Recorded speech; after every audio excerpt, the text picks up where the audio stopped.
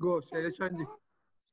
नमो वीतरागाय नमो वितरागाय नमो अरिहंताणं नमो अरिहंताणं नमो सिद्धाणं नमो सिद्धाणं नमो आयर्याणं नमो आयर्याणं नमो वज्रायाणं नमो वत्सायानं नमो लोये सव्वासाहुनं नमो लोये सव्वासाहुनं ऐसो पंचनमुक्कारो एषो पञ्चमुक्कारो वपावप्पनासनो सर्वपावपनाशनो मंगलांच सव्वेसिं मङ्गलानं च सुवेसिं पद्मं हवै मंगलम्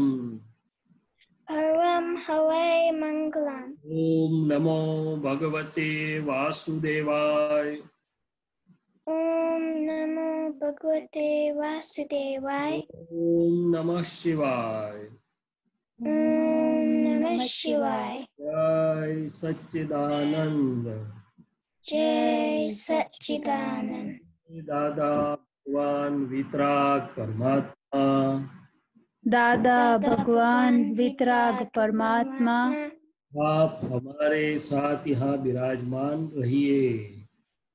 आप हमारे साथ यहीं विराजमान रहिए। आपका अखंड निधि ध्यासन आपका अखंड निधिध्यासन अखंड सानिध्य अखंड सानिध्य हमें निरंतर बना रहे। हम पे निरंतर बना रहे। हे दादा भगवान हे दादा भगवान सबको सबको आपके अंतर आशय अनुसार आपके अंतर आशय अनुसार सत्संग स्वाध्याय करवाइए। सत्संग स्वाध्याय करवाइए। मैं शुद्धात्मा हूँ, मैं शुद्धात्मा हूँ, विशुद्धात्मा हूँ, मैं सिद्धात्मा हूँ, मैं परम ज्योति स्वरूप सिद्ध भगवान हूँ, मैं परम ज्योति स्वरूप सिद्ध भगवान हूँ, मैं विज्ञान स्वरूप हूँ, विज्ञान स्वरूप हूँ, मैं केवल ज्ञान स्वरूप हूँ। मैं केवल ज्ञान स्वरूप हूँ। जय सच्चिदानंद। जय सच्चिदानंद। Can we go? जय सच्चिदानंद महात्मा। आज का टॉपिक है ममता, लोभ, लालच, विषय विकार और लक्ष्मी। तो किसी का कुछ का क्वेश्चन है तो शैलेश आओ, चलो आ गया क्वेश्चन आ गया। अच्छा कंचन भाई बोलिए। जय सच्चिदानंद शैलेशानंद जी। बोलिए। जय सच्चिदानंद। आज महावीर जयंती है, तो सभी महात्माओं के लिए आपका संदेश। और दूसरा क्वेश्चन Jai ये है। Sachidan Kanchan bhai, it is tomorrow. It was my mistake. I said that yesterday. Oh, okay. It is tomorrow. Huh? Okay. All right. मेरा सवाल ये है कि ये कषाय जो है सब क्रोध, मान, माया, लोभ, राग, द्वेष हमारे लिए, सभी महात्माओं के लिए, मोक्ष मार्ग के लिए वो दुश्मन है हमारे।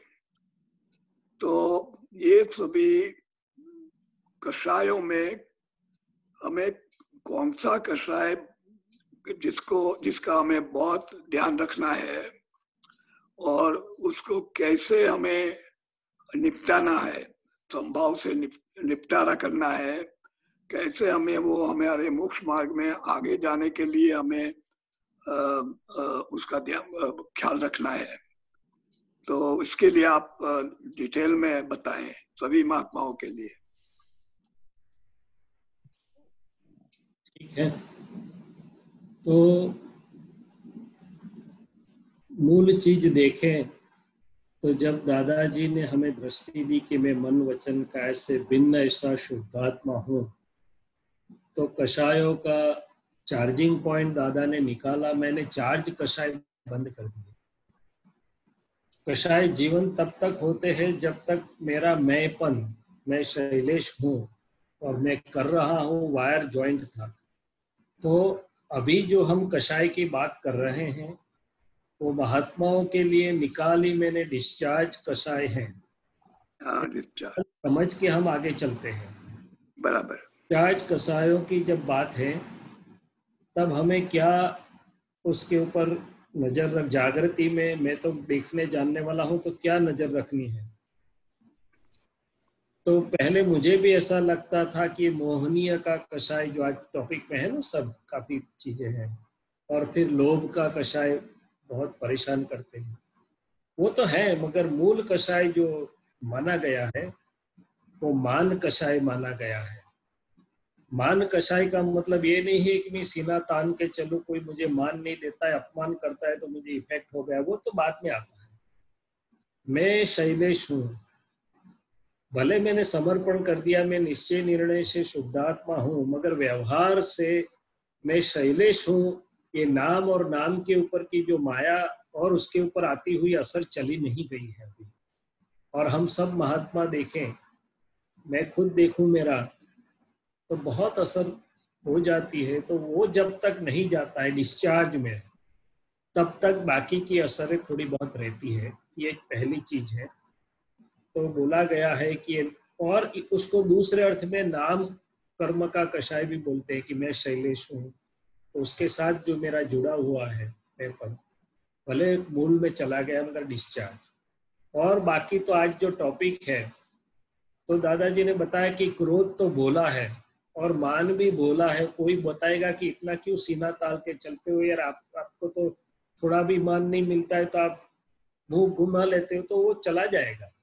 मगर लोभ कषाय और उसके साथ जो कपट बोला गया है, तो ये जो सूक्ष्म चीजें हैं वो तो मालिक को भी पता नहीं चलती है। दादाजी ने बताया लालच भी मालिक को पता नहीं चलती है, कई बार लोभ पता नहीं चलता है, और विषय को कषाय में नहीं रखा गया है। फिर भी वो एक बहुत महत्वपूर्ण कड़ी है कि जो मुझे मेरा 9वां गुण स्थानक क्रॉस करने के लिए वो पुरुषार्थ का एक बहुत बड़ा स्टेप है। तो ये चीजें संक्षिप्त में मैंने बताया, फिर तो आगे विस्तार जैसे जैसे होगा करेंगे। बराबर। पर ये निकाली डिस्चार्ज माल को मुझे पद्धति सर देखने के लिए, उसको पहचानने के लिए उसकी बात है। और ये लोभ कषाय जो है उसके उस हिसाब से कपट होता है, तो उसको पहचाना कैसे जाए? अगर वो इतना गूढ़ है तो इसको पहचानना का कैसे? मालूम नहीं पड़ता है ना। कोई भी चीज दादाजी के विज्ञान मिलने के बाद कोई भी चीज हमें समझनी है, तो दादाजी ने बताया कि पहला, सबसे पहला हमें नक्की करवाना है कि हे दादा भगवान, मुझे नामधारी फाइल एक के निकाली माल में जो जो गलतियां कमियां हैं वो देखने की शक्ति दीजिए। तो वहां से शुरुआत होती है। फिर मैंने जब लोभ कषाय देखना था मुझे, तो ऐसे भी मुझे तो दिखाई देता था, क्योंकि वणिक प्रकृति में लोभ ढूंढने नहीं जाना पड़ता है, होता ये इनबिल्ट होता है, और हम जानते भी है कि ये प्रकृति में कहाँ है। मगर फिर भी सिस्टमेटिक रूप से जब देखा, उसको रखा प्रार्थना करके, तो मुझे धीरे धीरे दिखाई देने लगा कि ये प्रसंग में तो वो भी पता चला कि इकोनॉमी कितनी है और लोभ कितना है। मैंने इकोनॉमी तो होना दादाजी ने बताया कि अच्छी बात है, मगर लोभ का मैंने इस प्रकार से देखा कि हर जगह पे वो पैसा तो दिखता ही है, लक्ष्मी का लोभ बचाने के लिए कितना उपयोग उसमें डालता है। दादाजी ने बताया कि हमको पूरा बंडल दो तो हम उसको गिनने में उपयोग नहीं गवाते। यहाँ कीमत ग्रंथि, कषाय शब्द मैं नहीं यूज करूंगा, मैं लोभ की ग्रंथि शब्द यूज करूंगा, मान की ग्रंथि शब्द यूज करूंगा। ये ग्रंथियां पड़ी हुई है, मैंने डिस्चार्ज परमाणु का जो स्टॉक है मेरे पास उसको मुझे समझना है। तो जब मैंने उसको रखा तो मुझे दिखाई देने लगा कि पैसा बचाने के लिए वो कितना उपयोग उसमें डालता है। नॉर्मल उपयोग ठीक है, मगर ये मेरा उपयोग जाता है उसके लिए मुझे उसको निकालना है। एक बहुत समझने जैसी चीज है कि ये सब चीज है, वो तो डिस्चार्ज है, मेरे से अलग है, वो परमाणु स्वरूप है, मैं चेतन स्वरूप है, तो मुझे उसको देखने की जरूरत क्या है। तो साइंटिफिक वैज्ञानिक सिद्धांत ये है कि क्योंकि वो मेरा चित्त ले जाता है, उपयोग ले जाता है, मुझे शुद्धात्मा में से उपयोग वहां पर मेरा लॉस होता है, इसलिए वो मुक्ति के लिए वो चित्त को उसमें से उपयोग मेरा मुक्त हो जाए, शुद्धात्मा में रहे, इसलिए मैं ग्रंथियों को देख रहा हूँ, नहीं तो वो तो अपनी जगह पे है। तो उस प्रकार से धीरे धीरे पता चलता है। दूसरे मुझे पता चला कि जहाँ कोई पैसा ज्यादा खर्च करता है या कुछ होता है तो असर कितनी होती है, तो असर के ऊपर से वो स्टॉक मेरे पास कितना है वो मुझे पता चलने लगा। यदि मेरे पास मान की ग्रंथि बहुत बड़ी नहीं है तो कोई मुझे मान देता है नहीं देता है, बहुत असर नहीं होती है। तो प्रकृति में कितनी असरें होती हैं उसके ऊपर से उसके रूट में डीपर में क्या पड़ा है वो मालूम चलेगा कि मान काम कर रहा है कि लोभ काम कर रहा है, ममता काम कर रही है, क्या कर रहा है, या विषय के परमाणु काम कर रहे हैं। तो पद्धति सर से दादा को प्रार्थना करके देखो, वो स्टेप 1, उसके लिए समय दो, फोकस करो, प्रार्थना करके दर्शन उपयोग सामायिक बोलो, प्रतिक्रमण बोलो। दूसरा, ये दीपकानंद जी ने क्या प्रयोग ये सब लोगों ने दिया कि भाई जो भी टॉपिक है उसके लिए दादाजी की वाणी उन्होंने अपने को सामने दी कि क्योंकि हम तो ढूंढते नहीं, पढ़ते नहीं, इसलिए उन्होंने हमें दिया कि भाई ये पढ़ के आओ। तो जो भी विषय आपको देखना है अंदर में, उसमें दादाजी की वाणी ढूंढ के पढ़ो, उसका अभ्यास करके फिर स्वाध्याय करो और फिर आगे चलो तो हमेशा दिखेगा। ठीक है, जय जय सच्चिदानंद। जय सच्चिदानंद कंचन भाई। ब्रिज कुमार। सिर्फ नहीं होता है, वो सभी चीजों में लोभ हो सकता है, सुख का भी लोभ होता है, दादाजी ने बोला, मान का भी, मान के लोभ को लोभ नहीं बोला दादाजी ने, मगर काफी चीजों का लोभ मैंने किया रहती है। चलो और आगे ये लोभ। जय सच्चिदानंद। जय सच्चिदानंद। हाँ बोलिए। बोलिए, जय सच्चिदानंद बोलने की जरूरत नहीं है, सीधा प्रश्न चालू करिए ताकि समय बचे। ये ना जो अपना मन प्रफुल्लित होता है उसको हम विषय कहते हैं क्या? जहाँ जहाँ हमारा मन प्रफुल्लित होता है उसको हम विषय कहते हैं क्या? नहीं नहीं नहीं नहीं, मन तो प्रफुल्लित होना, वो तो ज्ञान की बात सुनेंगे तो भी मन को आनंद होगा, किसी को मदद करेंगे, हेल्प करेंगे तो भी मन को आनंद होगा, वो बात नहीं है। जहाँ चित्त फंसता है, जो चित्त को डिगाता है, जहाँ चित्त फंसता है उसको विषय बोला है। दादाजी ने गुजराती में डेफिनेशन दिया है, चित्त ने डगावे बदा विषय। और उसमें भी और विषयों की दादाजी ने बहुत चिंता नहीं की है कि जलेबी खाना है तो खाइए, वो क्लेम नहीं करेगी। दादाजी ने जहाँ बहुत हमें जागृत किया है वो मिश्र चेतन विषय के बारे में ही किया है कि वहां पर आप जागृति रखो, और यदि उस गांठ के ऊपर आप जागृति रख के पुरुषार्थ करोगे तो आपका सब काम हो गया। एक और है कि ये कपट औरत को, कपट से औरत का जन्म क्यों होता है?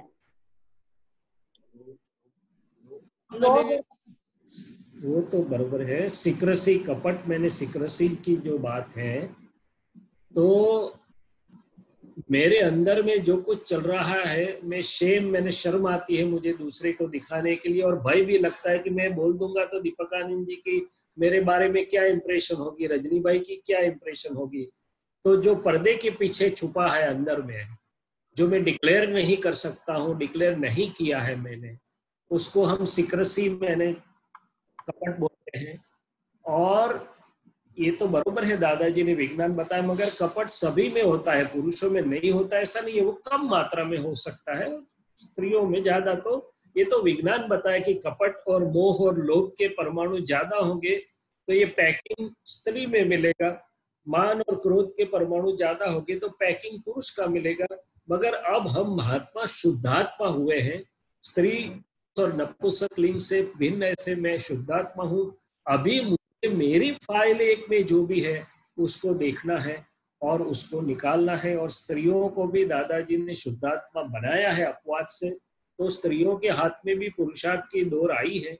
वो अपनी प्रकृति में दादाजी से प्रार्थना करके देख सकते हैं कि हे दादा भगवान, ये नामधारी की प्रकृति में जो जो भी सिक्रसी छिपा पड़ा है, जो भी कपट दिखता है, देखने की शक्ति दीजिए, उसमें से मुक्त होने की शक्ति दीजिए।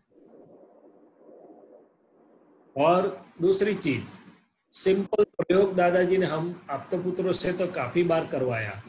उनकी हालत ऐसी थी कि हमें आलोचना करनी नहीं थी मगर हो गई, तो लिख लिख के सब डिक्लेयर कर दिया हमने दादाजी के पास। एक बार लेके जाते थे, वापस आते थे दिए बिना, दूसरे दिन तीसरे दिन तो दिए बिना रह ही नहीं सकते थे। तो आलोचना निकाल, ये सब में से मुक्त होने का बहुत बड़ा हथियार है। मगर अब इसके पास करें तो बोले दादाजी के फोटो के पास प्रार्थना करके बैठो कि हे दादा भगवान, आप मेरे सामने हाजिर रहिए, आपके चरण कमल में ये नामधारी बैठा है, आपकी हाजिरी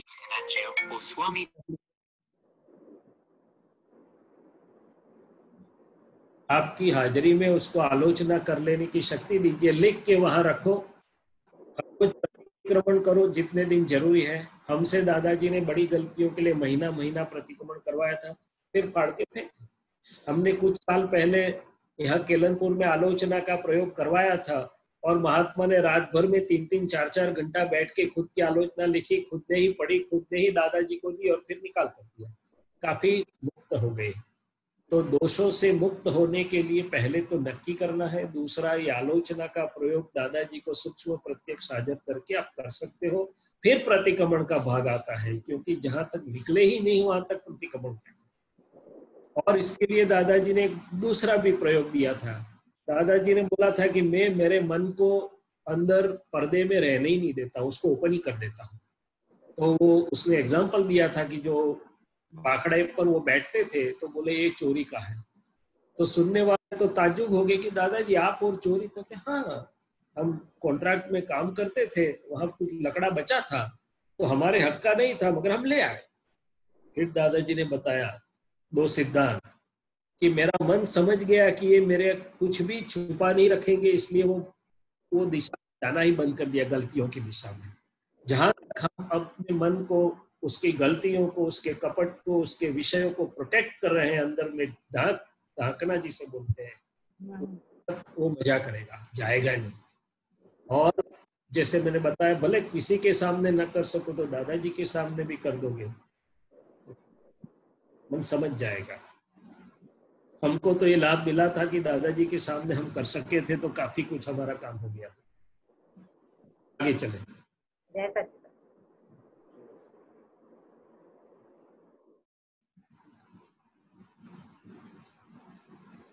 आज तो काफी बात हुई होगी सुबह से 4 आप्तपुत्र से।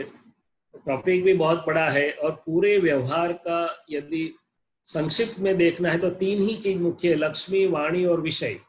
तो लक्ष्मी और विषय 2 तो आग दे दिए दीपक आनंद जी ने, अभी वाणी आगे देंगे। तो ये 3 पर जिनका फोकस है तो उसका पूरा व्यवहार बिल्कुल टेस्ट जाएगा मोक्ष मार्ग में। मगर जितना बोलते उतना सरल और सहज नहीं है, वो भी बोल देता हूँ। हेलो अर्चना बहन, बोलिए। हेलो। जय सच्चिदानंद। हाँ, जय सच्चिदानंद। લક્ષ્મી નો જે આપણને એવું રહે ને થોડું કે વધારે આવે તો પહેલા એવું થતું હતું, બરાબર, લગામ મૂકી દીધી એના મેં લક્ષ્મી આવવા માંડી. તો પહેલાના બધું મેં જે લક્ષ્મી પ્રત્યે બહુ જ એવું કરેલું કે હું ટીચર છું, બરાબર, તો હું 10 લાખ કમાતી તો મારા પતિને પણ હું રોજ કહેતી કે તમે એટલા 10 લાખ કમાઓ. પછી મેં બધી લગામ મૂકી દીધી લક્ષ્મીની અને એની મેળે બધી લક્ષ્મી આવવા માંડી. તો આ શું થયું? શું છે? શું એટલે આ લગામ મૂકી દીધી એટલે લક્ષ્મી ભૌતિક સુખ આવવા માંડ્યું કે શું થયું? એ વાત છે કે એક પહેલામાં પહેલું તો લક્ષ્મીનું વિજ્ઞાન हिंदी हाँ सॉरी भूल हो गई, वो गुजराती में बोलने लगे तो मेरा गुजराती चालू हो गया। ठीक है, मैं गलती सुधार ली। तो दो चीज है कि पहले तो ये समझना है कि लक्ष्मी का विज्ञान जो दादाजी ने खुला किया कि लक्ष्मी पुण्य से आती है, उसके लिए सहज प्रयत्न होने चाहिए, अबाव नॉर्मल भी नहीं, बिलो नॉर्मल भी नहीं। और जहां तक हम उसके पीछे पड़ते हैं तो अंतराय पड़ते हैं, जब पीछे पड़ना छोड़ते हैं तो अंतराय निकल जाते हैं। तो जो पुण्य के योग से आना है वो सहज रूप से आएगी। मगर आपको जो आनंद खुशी होने लगी, मुझे लगता है कि जहां तक वो पकड़ थी हमारी, कोई भी चीज के लिए पकड़ होती है, लक्ष्मी खुद सुख या दुख नहीं देती, वो तो साधन है व्यवहार चलाने का। हम उसको कैसे लेते हैं, कमाने के समय, इस्तेमाल करने के समय, अपने पास स्टॉक करते समय, हमारा क्या उसके प्रति वृत्ति वलन है, उसके ऊपर से हमें सुख या दुख प्राप्त होता है। तो जब आप पीछे तो लक्ष्मी होने के बावजूद भी आपको आनंद नहीं था, क्योंकि आप उसको पकड़े, उसके पीछे थे। जब आपने छोड़ दिया वो, तो उसमें से आप छूटे, चित्त मुक्त हुआ, तो वो आपको आनंद दे रहा है। लक्ष्मी कम ज्यादा है वो तो सेकेंडरी चीज है। तो मुझे ये बात समझ में आई थी कि लक्ष्मी साध्य नहीं है, उसके पीछे लक्ष्य नहीं है, वो तो साधन है। हमारा लक्ष्य नहीं होना चाहिए, वो साधन है। साधन क्यों है, किस प्रकार से होना चाहिए? तो मेरी समझ में आए कि दादा या तो जो भी है, पुण्य का योग अलग चीज है, लक्ष्मी ऐसी देना कि मेरी फाइलों का समभाव से निपटारा में अच्छे ढंग से कर सकूं, उसको संतोष, समाधान सब कुछ अंदर आ जाता है। और दूसरा कि लक्ष्मी ऐसी देना कि कल्याण के योग में उपयोग कर सकूं। और तीसरा ऐसी देना कि मुझे मेरा उपयोग इतना न ले जाए कि मेरे मोक्ष मार्ग में बाधकता खड़ी, शुद्धात्मा उपासना में बाधकता खड़ी हो। तो मैंने तो मेरा ब्रॉड क्लासिफिकेशन रखा। क्या रखा? और ये रखा कि भाई कई बार ऐसा होता है कि हम डोनेशन कर देते हैं, मगर घर में, आसपास में, नजदीकी की फाइलों में वही छोटे मोटे अमाउंट के लिए हम फाइल भी खड़ी कर देते हैं। बाहर नहीं तो में भी असमाधान की फाइल खड़ी हो जाती है। इसलिए मैंने शैलेश भाई को बोला कि आप डोनेशन जितना करना हो वो करो, न करो, मगर ये लक्ष्मी के कारण अंदर या बाहर फाइल खड़ी करके यदि आप करने वाले हो तो वहां जो फायदा करते हैं उससे ज्यादा यहाँ नुकसान करते हो। इसलिए प्रिंसिपल रखो कि भाई लक्ष्मी की वजह से हो सके वहां तक अंदर या बाहर औरों के व्यवहार में फाइल न खड़ी हो। और वो कब हो सकता है? वो तब हो सकता है, दादाजी का जीवन हमने देखा कि दादाजी ने खुद के पैसे से ही पूरा जीवन जिया, किसी के पैसे लेने की उनकी जरा भी तैयारी नहीं, और खुद में से लुटाया लोगों को। तो वो कब होता है? तो मुझे समझ में आया कि भाई अपना तो मैं पूरा संभाल सकूं, औरों का भार में कम कर सकूं, भार रूप तो बनूं ही नहीं। ऐसे अपने अपने सबके जीवन में अपने अपने समझ से दादाजी ने जो कुछ सिद्धांत रखे, अपना अपना कारण निकाल के रखना है लोगों को, और तो प्रैक्टिकल में काम में लगेगी वो चीज। और आगे वो भी बात सही है कि कब मुझे और फाइलों को संभाल से निपटारा मैंने समाधान और संतोष होगा। तो दादाजी ने और कविराज ने बोला कि जो लक्ष्मी नीति से आती है, औरों को दुख से नहीं आई मगर औरों को सुख देकर आई है, ऐसी भावना से आई है कि जो भी मैं काम कर रहा हूँ उसमें सबको सुख मिले, सबको मैं उपयोगी हो सकूं। तो वो लक्ष्मी आते और जाते मुझे और सबको शांति, समाधान और संभाव से निपटारा के लिए मदद करेगी। यदि वो लक्ष्मी किसी को भी दुख दे के आई है, किसी को भी दुख दे के आई है या ऐसी वृत्ति से आई है, तो आते और जाते जहां भी जाएगी सब कुछ उल्टे रास्ते पर, अशांति, असमाधान और वो रास्ते पर ले जाएगी। तो लक्ष्मी तो पूरा जीवन है, उसके ऊपर तो कितनी बात करो, मगर संक्षिप्त में। ओके, जय सच्चिदानंद। जय सच्चिदानंद। वैशाली बहन। जय सच्चिदानंद। जय सच्चिदानंद। हाँ बोलिए बोलिए बोलिए। ये प्रश्न शुरू करिए ताकि टाइम बचे हमारा। लक्ष्मी जी को 11वां प्राण क्यों कहा गया है? आप खुद ही सोच लीजिए कि यदि आपकी सब लक्ष्मी कोई ले जाए तो आप कैसे जियोगे? कैसे जिएगा? नहीं जी पाएंगे। हाँ, बस इसीलिए उसको व्यवहार का 11वां प्राण बोला गया है। क्या बोला गया है? 11वां प्राण। थोड़ा डिटेल्स में समझाइए ना। अरे भाई, उसकी डिटेल्स क्या करने का है? बात समझनी है कि व्यवहार के लिए जैसे हमारे लिए लक्ष्मी का इतना जरूरत, आवश्यकता है, महत्व ऐसा सबको लिए होता है। तो ये मुझे समझना है कि सबके लिए लक्ष्मी 11वां प्राण जैसी महत्व रखती है। तो मुझे अणहक की मैंने मेरे नैतिक अधिकार, दादाजी ने उसकी व्याख्या दी है कि अपने और जो साहजिकता से मिलता है जी, भुगतने की छूट है। मेरे हक खींच के लेना पड़ता है तो वो बरोबर नहीं है। वहाँ दादाजी ने कबीर जी का एक दोहा बोला कि सहज मिला सो दूध बराबर, मांग लिया सो पानी, खींच लिया सो रक्त बराबर। सब सिद्धांत है, उसमें कोई डिटेल करने की वैशाली बहन जरूरत नहीं है। अपने जीवन से समझ लेना है सबको। और दीपक आनंद समझा दिया है कि गली दिखा देने का, डायरेक्शन दे देने का, ज्यादा अंदर नहीं जाने का, 1 घंटे के समय में कितना सारा कर सकते हैं जी। और एक प्रश्न है कि आपतावाणी 7 में पेज नंबर 8 के ऊपर लिखा है कि लोगों को खुद के संपूर्ण हित की ख्याल ही नहीं रहता है, बल्कि शारीरिक का रहता है, भौतिक हित की खबर रहती है, मगर आध्यात्मिक हित की खबर नहीं रहती है। वो भौतिक ही कार्य करते रहते हैं। चलो ठीक है,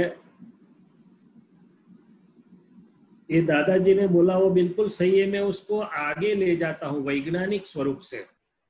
मैं बोलता हूँ कि दादाजी की ही बात है, पर उसका विस्तार, वैज्ञानिक विस्तार कर रहा हूं मैं, जो मेरी समझ कि मुझे जब सही समझ नहीं है तो मैं मेरा शारीरिक या भौतिक हित का भी ख्याल नहीं रख सकता हूँ या संभाल नहीं सकता हूँ, मानसिक का भी नहीं रख सकता हूँ, और आध्यात्मिक की तीनों कनेक्टेड है। एग्जाम्पल दे रहा हूँ मैं आपको।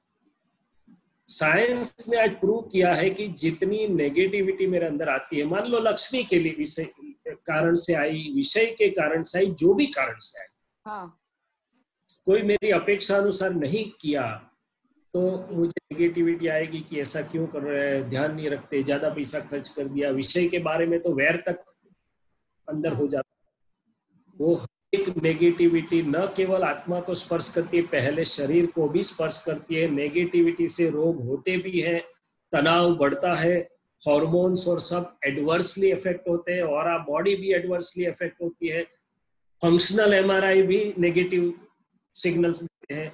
तो शरीर, मन और आत्मा जुड़े हुए हैं, और स्वस्थ जो हम बोलते हैं शारीरिक परिप्रेक्ष्य में समझते हैं, स्वस्थ का विश्लेषण करो तो खुद में रहने वाला, स्व में रहने वाला ही स्वस्थ हो सकता है, बाकी स्वस्थ हो ही नहीं सकता है। चीज टेंशन वाली है।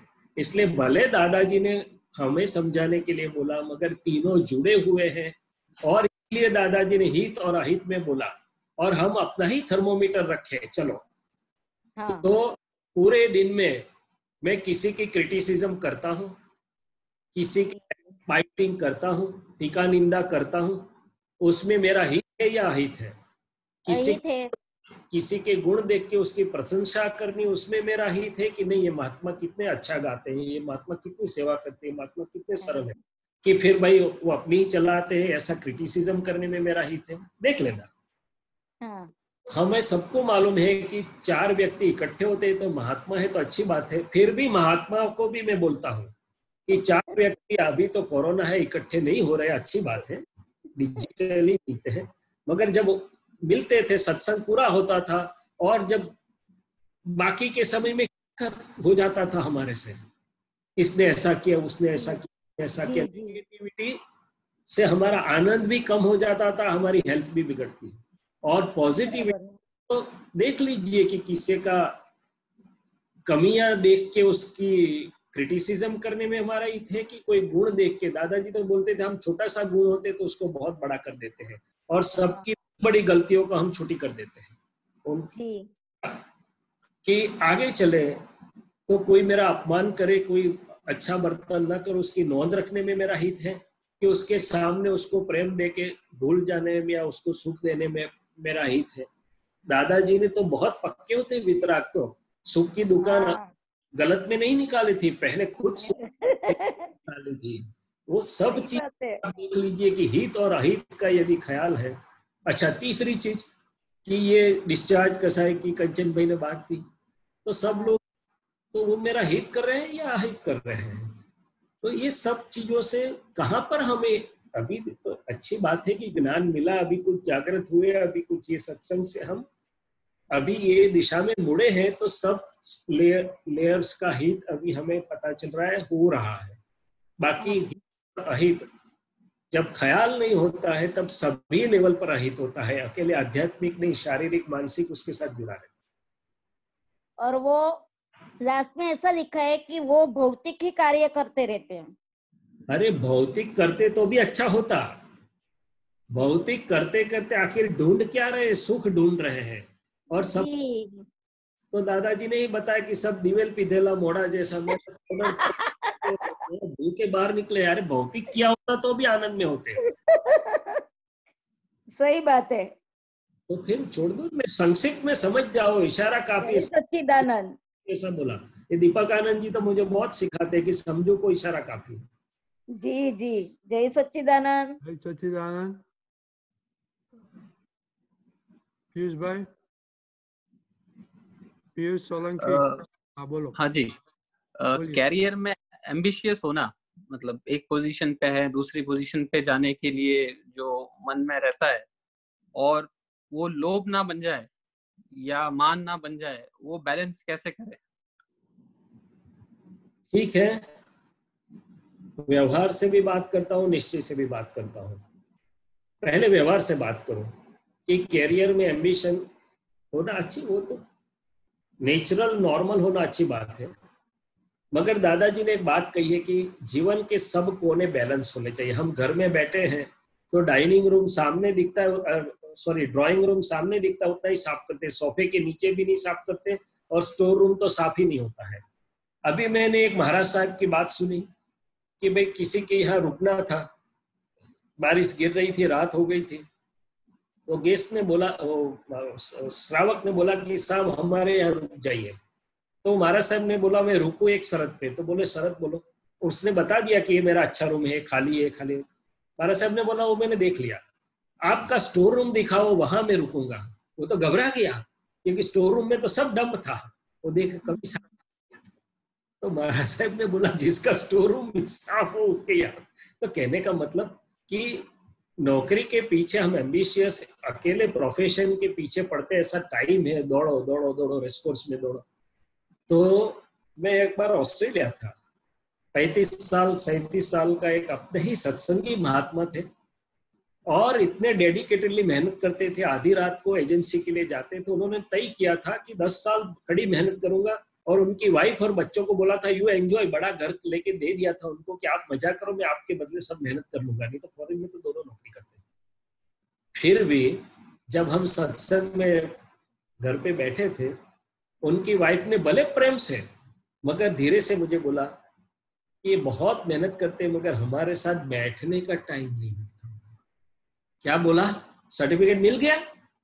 इतना पैसा किसके लिए कमाते हो, किसके सुख के लिए कमाते हो, फिर भी सर्टिफिकेट क्या मिला?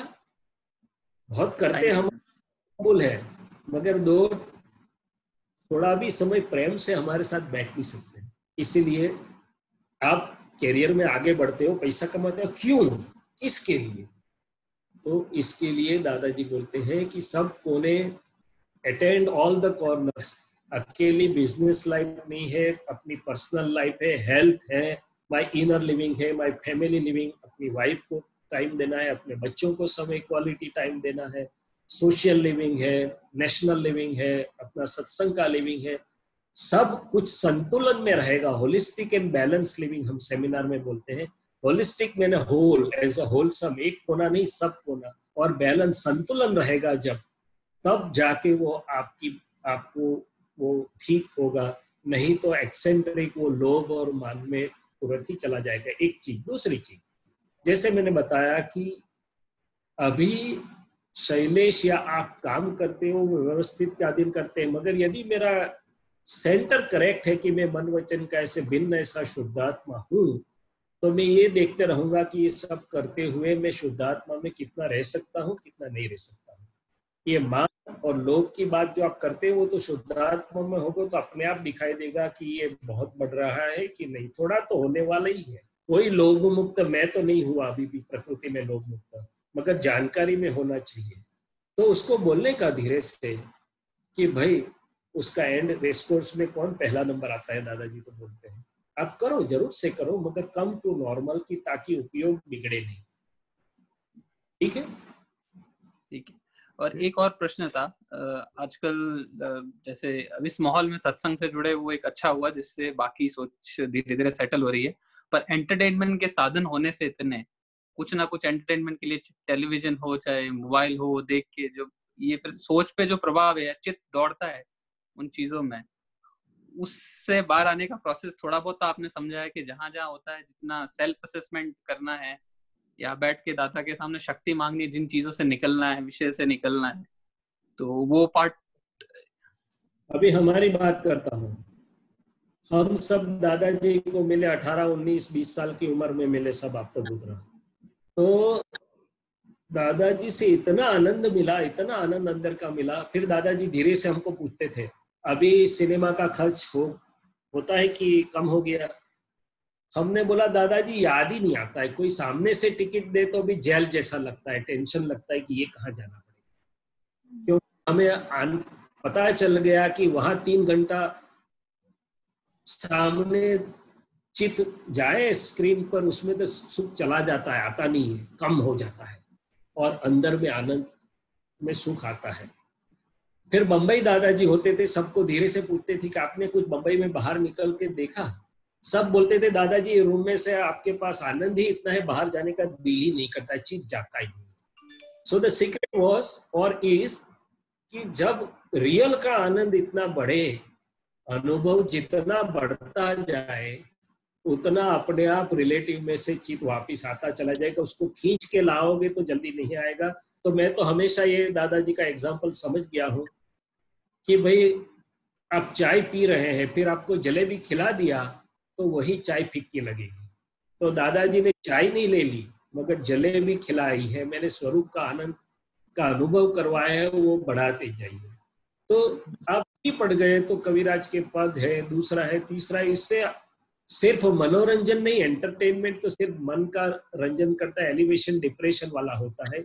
ये तो मन तो अंतस्करण पूरा तो आनंदित हो जाता है, मगर स्थिरता करता है और आनंद अंदर भी होता है। तो रिलेटिव रियल दोनों आनंद को देता है, दोनों को हल्का करता है। एंटरटेनमेंट की जरूरत हमें क्यों होती है?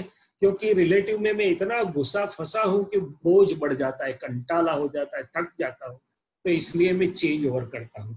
ये एक भी पद आप बोलो, मुझे तो पद गाना आता नहीं था, दादाजी ने सामने बिठा के मुझे गाते किया तो इतना आनंद होने लगा, फिर मैं बाथरूम सिंगर तो हो ही गया, अपने आप में गाता रहता हूँ।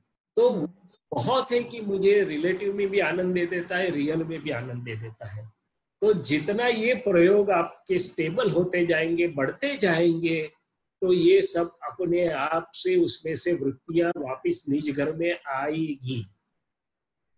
राजचंद्र ने थर्मोमीटर दिया है कि हमें राइट बिलीफ संकेत मिली है और उसका अनुभव, उसका प्रमाण क्या है? तो बोले हैं बाहर से वृत्ति अपने घर में वापिस आने लगे, बाहर भेजो तो भी जाने के लिए राजी हो। ठीक है। सो रियल का, उसके रियल की सब प्रयोग साधनों का सुख बढ़ा दीजिए। जय सच्चिदानंद। जय सच्चिदानंद।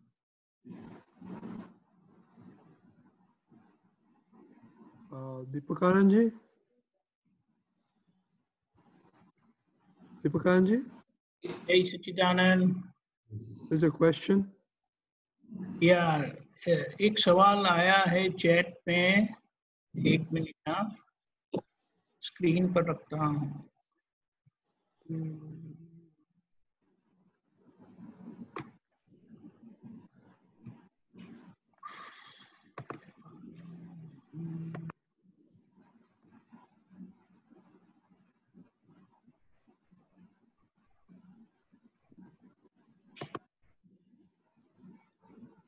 आप बोलिए अपना क्वेश्चन। हाँ एक मिनट। She's on also.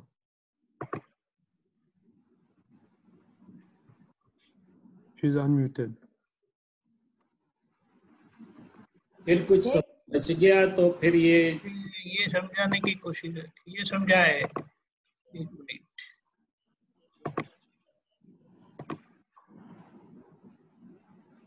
वाला ने वैतु मुख्य समाधि, ये वाली चीज क्या है बताया?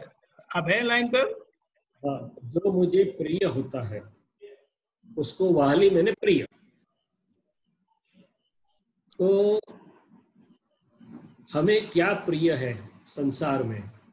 तो जैसे बोला कि एक लक्ष्मी और एक विषय, दो में ही 80% आ जाता है, फिर थोड़ा बहुत रहता है उसमें बाकी की चीज होती है।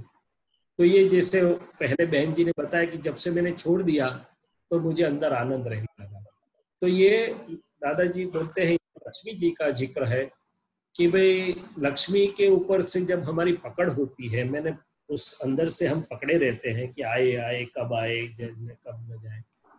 तो पुण्य योग के हिसाब से तो आती है, मगर हम पकड़े रहते हैं तो आनंद नहीं रहता है, अंतराय भी पड़ते हैं। और बहन ने जैसे बताया कि छोड़ दिया, दादाजी बोलते थे कि भाई हम लक्ष्मी को आते भी नमस्कार करते हैं कि मामा की पोल में आना है तो वेलकम, और जाते भी हम नमस्कार करते, कहीं पर भी पकड़ते नहीं उसको, अंतराय जिसका अंतरते बोलते हैं ऐसा नहीं करते हैं। तो बोलते हैं कि ये जब मैं समझ सकता हूँ, जब उसको शैलेश को समझा सकता हूँ कि मैं शुद्धात्मा हूँ, शैलेश ये तेरा जो व्यवहार है आप काम करते रहो और लक्ष्मी जी सहज रूप से आएगी जाएगी। वो साधन है, जहाँ आपको जो साधन के स्वरूप में जरूरत है, आपका लक्ष्य या ध्येय क्या है उसके हिसाब से वो मिलती रहेगी।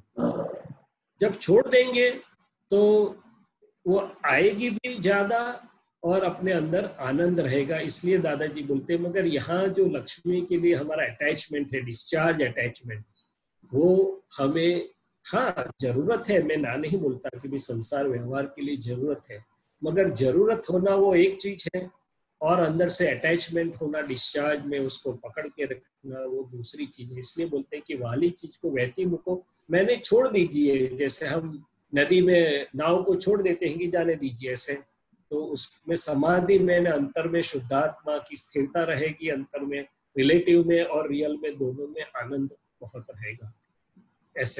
ऐसा मेरी समझ में आ रहा है। ये तो बहते रखने का मतलब क्या होता है? बहती मुको, उसका मतलब क्या होता है? बहती मुको means allow it to flow naturally and normally. जैसे मैं पकड़ा नहीं उसको, जैसे आती है जाने देता हूँ, जैसे संयोग के अधीन से फ्री फ्लोइंग। उनके पीछे नहीं जाना है, इसका मतलब ये होता है? हाँ, उनके पीछे नहीं जाना है, पकड़ना नहीं है उसको, फ्रीली फ्लो होने दीजिए। ओके। कहीं भी अपनी इंसिस्टेंस से, अपने डिजाइन से उसको पकड़ने की कोशिश मत करो। हाँ, फिर यहाँ ये दूसरा है, ये पूछते हैं कि मान का गुरखा क्रोध है और लोभ का गुरखा कपट है। ये गुरखा क्या चीज है, ऐसा पूछा है। जैसे हम बॉडी गार्ड नहीं बोलते हैं, गार्ड या बॉडी गार्ड, कि कोई रक्षा करने के लिए हम गार्ड रखते हैं या बॉडी गार्ड नहीं, गार्ड रखते हैं। बॉडी तो बॉडी गार्ड तो बॉडी की रक्षा करता है, बट गार्ड रखते हैं। कोई हमारा एसेट है तो गार्ड रखा है, कोई चीज की संभाल रखनी है उसको तो गार्ड रखते हैं। तो यहाँ क्रोध कब आता है?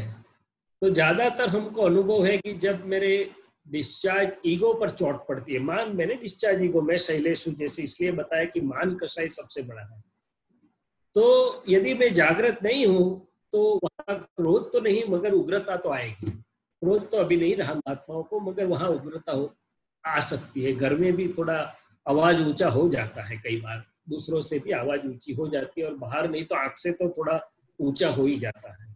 तो इसलिए यदि मैं मान को पहचानूं और उसकी रक्षा ना करूं, इसलिए दादाजी ने बताया कि डिस्चार्ज अहंकार का रक्षण करने जैसा नहीं है, वो अपने आप ही उसका रक्षण कर लेता है। मगर अभी भी हम जागरूक नहीं है, इसलिए मैं शैलेश का रक्षण कर लेता हूँ, और तभी ये गलती उसके बाद उसके साइंटिफिक प्रोसेस से आती है। और उसी प्रकार से लोभ, जैसे मैंने बताया, अकेला लक्ष्मी का लोभ नहीं होता है, सुख का भी लोभ होता है।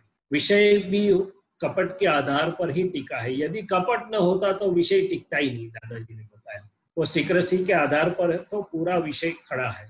और ये बाकी का जो लोभ है, कहीं ना कहीं कपट उसमें रोल प्ले करता है। सिंपल एग्जांपल दादाजी ने कि भाई कोई बिजनेस कर रहा है, तो वो साफ साफ नहीं बोलेगा कि भाई इतने में लिया है, इतना मेरा प्रॉफिट है और इतने में मुझे बेचना है। वो क्या बोलेगा, नहीं नहीं मैं तो कोई प्रॉफिट नहीं लेता हुआ, तो लॉस में बेच रहा हूँ। तो हर एक स्टेप पर, क्योंकि उसकी बिलीफ ऐसी है कि मैं सच्चा सही बोलूंगा तो ये चीज नहीं होगी। मेरे पास इतना सेविंग है, मेरे भाई को भी मैं नहीं बताऊंगा कि मेरे पास कितना मेरा है।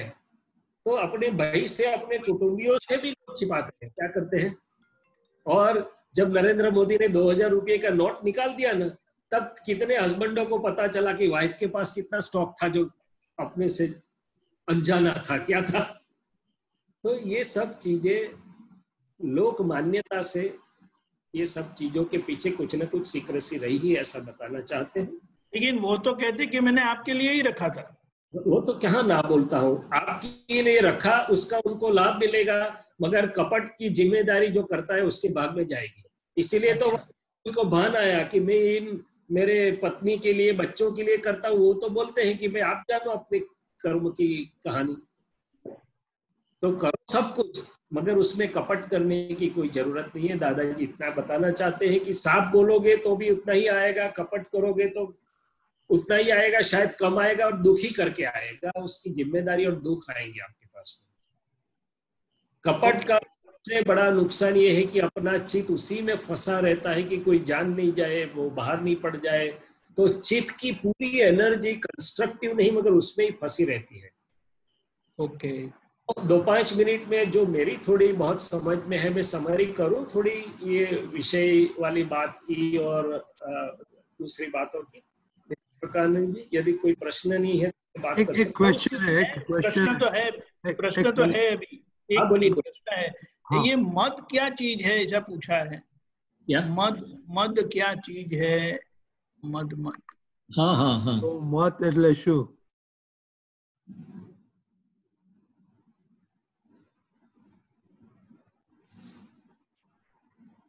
मद का मतलब है कि ये जो शब्द है कि मान सादा है, मैं शैलेश हूँ, ये चीजें मेरी है, मेरे पास इतना है। मगर मद का मतलब है जैसे मदनियु हाथी के बच्चे को क्या वो मद मैंने, वो तूफान में आता है तो कितना उसी में मस्तर होता है, उसी का तूफान चढ़ता है। इसलिए ये जब एक्सेस होता है चीजें तो उसका मद मैंने, मेरे पास इतना बड़ा बंगला है जो किसी के पास नहीं है, मेरी इतनी अचीवमेंट्स है जो किसी के पास नहीं, जब वो मान से आगे बढ़ के वो मद के लेवल पर चला जाता है कि मद मैंने जैसे दारू पिलाया है उसको, और दारू के अमल में ऐसे ये एक्सेसिव मान मद के अमल में वो पूरा है, वो तो उसी की मस्ती में, उसी के भान में वो जा रहा है, क्या कर रहा है, उसको मद बोलते हैं। ओके, दूसरा क्वेश्चन आपने अशोक भाई।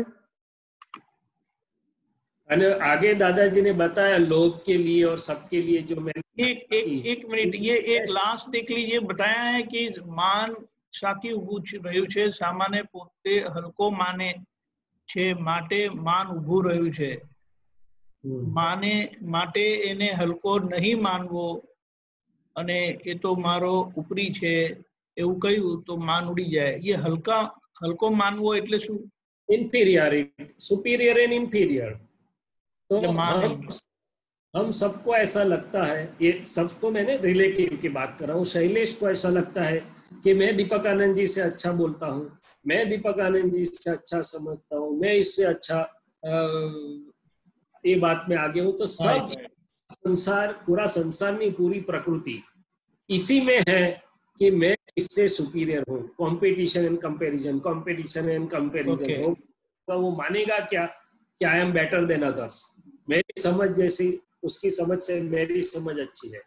तो दादाजी उसको पलटा रहे, लघु भाव में ला रहे हैं कि भाई आपसे अच्छे कितने लोग हैं वो देखो, तो यहाँ मान कम होता जाएगा और मानो दूसरे को। इसलिए दादाजी ने बताया कि रिलेटिव में हम लघुत्तम है, क्या है, छोटे से भी छोटे हैं।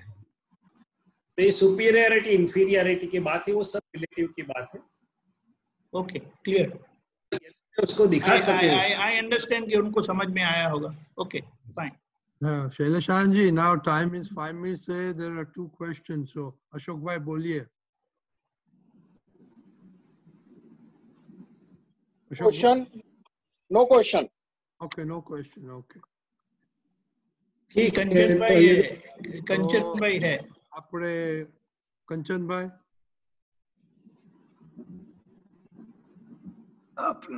आपने आगे बताया कि आप एक जगह डोनेशन करते हो और दूसरी जगह आप घर में या किधर भी फाइल खड़ी कर देते हो। तो एक फाइल खड़ी करना और डोनेशन देना वो तो विरोधाभास हो गया कि वो ठीक नहीं है कि पहले घर की वो फाइल को पहले निपटाओ और बाद में डोनेशन करना है तो करो, कोई बात नहीं है। मेरा ऐसा नहीं था कि डोनेशन ना करो, कहने का मतलब ये था कि दादाजी ने बताया कि मन कहीं पर दे देता है और कहीं पर इतनी फाइल खड़ी कर देता है उसी चीज के लिए, तो इसलिए मैंने खुद के लिए रखा था कि भाई लक्ष्मी से पहले फाइल न खड़ी करो किसी के साथ, फिर जाके आप बाहर जिसको जितना देना हो उतना दीजिए। हाँ, वही मैं बता रहा हूँ कि आपने ये नहीं है कि डोनेशन मत करो, ऐसा बोलना नहीं चाहता हूँ, समझाना चाहता हूँ कि भाई दादाजी ने बताया है कि मन का स्वभाव कैसा है कि 100 रुपया चोरी करके लाएगा, फिर बाहर निकलेगा तो भिखारी को 5 दे देगा, इसको 25 दे देगा, कुछ भी करेगा। तो मैंने विरोधाभासी होता है, वो विरोधाभास पर ध्यान फोकस समझाने के लिए मैंने एग्जाम्पल दिया कि ऐसा तो नहीं हो रहा है कि लक्ष्मी के लिए हम कहीं पर फाइलें खड़ी कर रहे हैं या फाइलें बढ़ा रहे हैं और कहीं पर उसको ऐसा ही वो कर रहे हैं। हाँ, बराबर, ठीक है, मर्म समझना है उसको। एक क्वेश्चन है, 3 मिनट है आपके पास। हाँ, तो जो भी आप देंगे वो है। आपको अमिताभ बोला में बोल दे रहे, अमिताभ बोलिए। हाँ, एक समझવું હતું મને, એક આપ हिंदी में बोलना है ना, सॉरी। ज्ञाने કરીને शक्ति नहीं आती है तो अभ्यास करके लानी पड़ती है। ज्ञाने करके नहीं आती है माने ये क्या है, कौन सा सूत्र नंबर क्या है वगैरह कुछ बोलिए। परेश आनंद जी ने भेजा है मेरे को। ज्ञाने કરીને शक्ति न आवे तो अभ्यास करावीने शक्ति लाववी पड़े।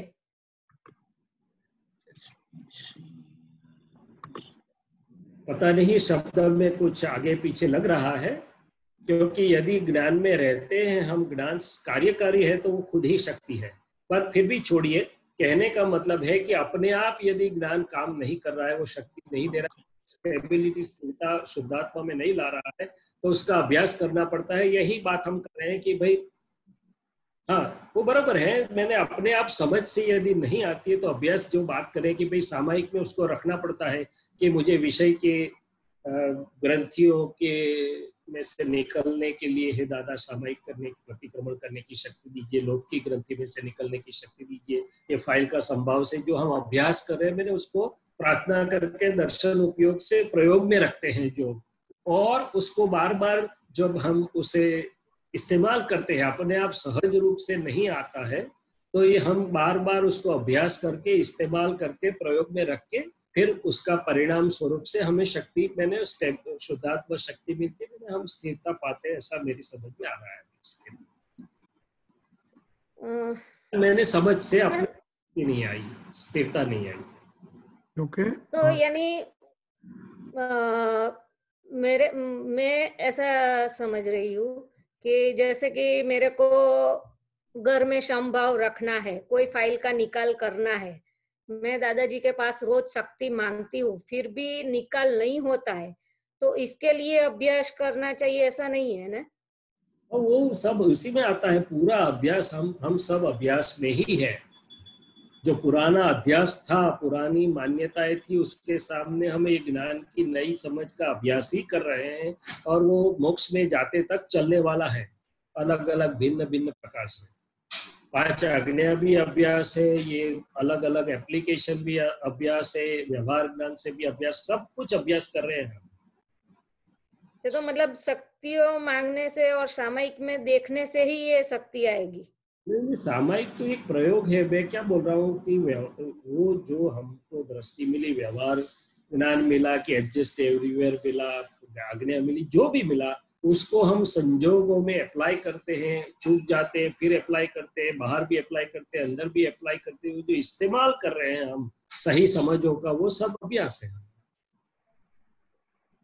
पुरानी मान्यता अध्यास थी, ये जो हम कर रहे हैं वो अभ्यास कर रहे हैं। और सबसे बड़ा अभ्यास ये है कि मैं मन वचन काया से भिन्न ऐसा शुद्धात्मा हूँ, इसे से ये मेरा नहीं है, मैं सिर्फ उसे देखने जाने वाला हूँ। मगर ये सब अभ्यास ही है, पूरी प्रक्रिया अभ्यास ही कर रहे हैं।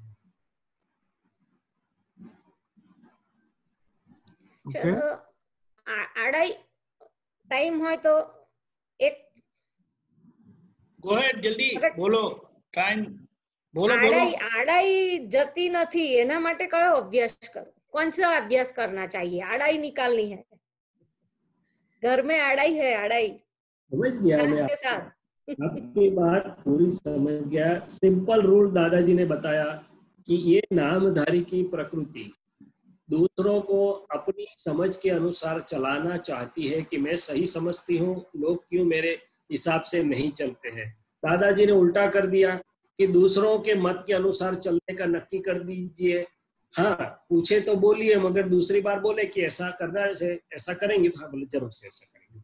जब से दूसरों के मत के अनुसार चलना हमें शुरू कर दिया, आड़ाई अपने आप चली जाएगी। अपनी पकड़ को छोड़िए और दूसरों के हिसाब से एक बार पूछे तो बोलो, समझाओ, फिर छोड़ दीजिए दूसरों के मत। कविराज ने लिखा है कि बीजाना मत मुजब चाल आड़ाई हो तो किससे। और दूसरी चीज સોલ્યુશન જોઈએ છે, કહું અગર કહો તો સોલ્યુશન કે દીપક આનંદજી કે એટલે મારે કહેવાનું ઓકે, ટાઈમ થઈ ગયો તો કહેવાનું ઓકે, ત્યાં પછી પકડવાનું નહીં કે મને 2 મિનિટ આપો, એટલે તરત સરળ દાદાજી કહે છે ને, સરળતા। દાદાજી quickly go ahead, we are wasting a lot of time just going on and on. બોલો એટલે એવું એ થાય છે કે આડાઈ ત્યાં આગળ થાય છે કે આ જે સત્સંગમાં ટાઈમ કાઢું છું, એ ટાઈમમાં હું એમની સાથે વાત કેમ નથી કરતી, તો એ મારી આડાઈ કહેવાય કે નહીં? આ ટાઈમ હું આ જ કામ કરીશ, હું આ નહીં કરું, એમ એ ટાઈમ હું નહીં કાઢી શકું, એવું પેલું એ થઈ ગયું છે મને। આગ્રહ, જો તમે આગ્રહ પકડવાથી ત્યાં અસંતોષ ને અસમાધાન થતું હોય તો એ સારું છે। એટલે તમારે બાકીના સમયમાં એમને પ્રેમથી એટેન્ડ કરીને, સમજાવીને, પરવાનગી લઈને જે રીતે પણ કરો તો આ સત્સંગ ફળશે। મિનેશ આનંદજીને, અમને બધા આપતા પુત્રોને પૂછતા હતા, ભાઈ પપ્પા મમ્મી ચિઠ્ઠી લઈને આવ્યા છો અહીંયા? ચિઠ્ઠી લઈને ના આવ્યા હોય તો જાઓ લઈ આવો। અમને શીખવાડતા હતા કે ભાઈ સત્સંગ એટલે આપણું બીજાને શું કહેવાય, આમ તેમ કરીને સત્સંગમાં બેસીએ તો એ લાભ આપણો, એ ખરેખર સત્સંગ નથી કહેવાતો। બાકીનો પાસે બહુ સમય છે, અથવા જે સમય હોય એમાં પહેલા એમને પ્રેમથી એટેન્ડ કરો, સમજાવો, રાજી કરો, સમાધાન કરો, સમજાવી પછી બધું કરીને કરો તો સારું।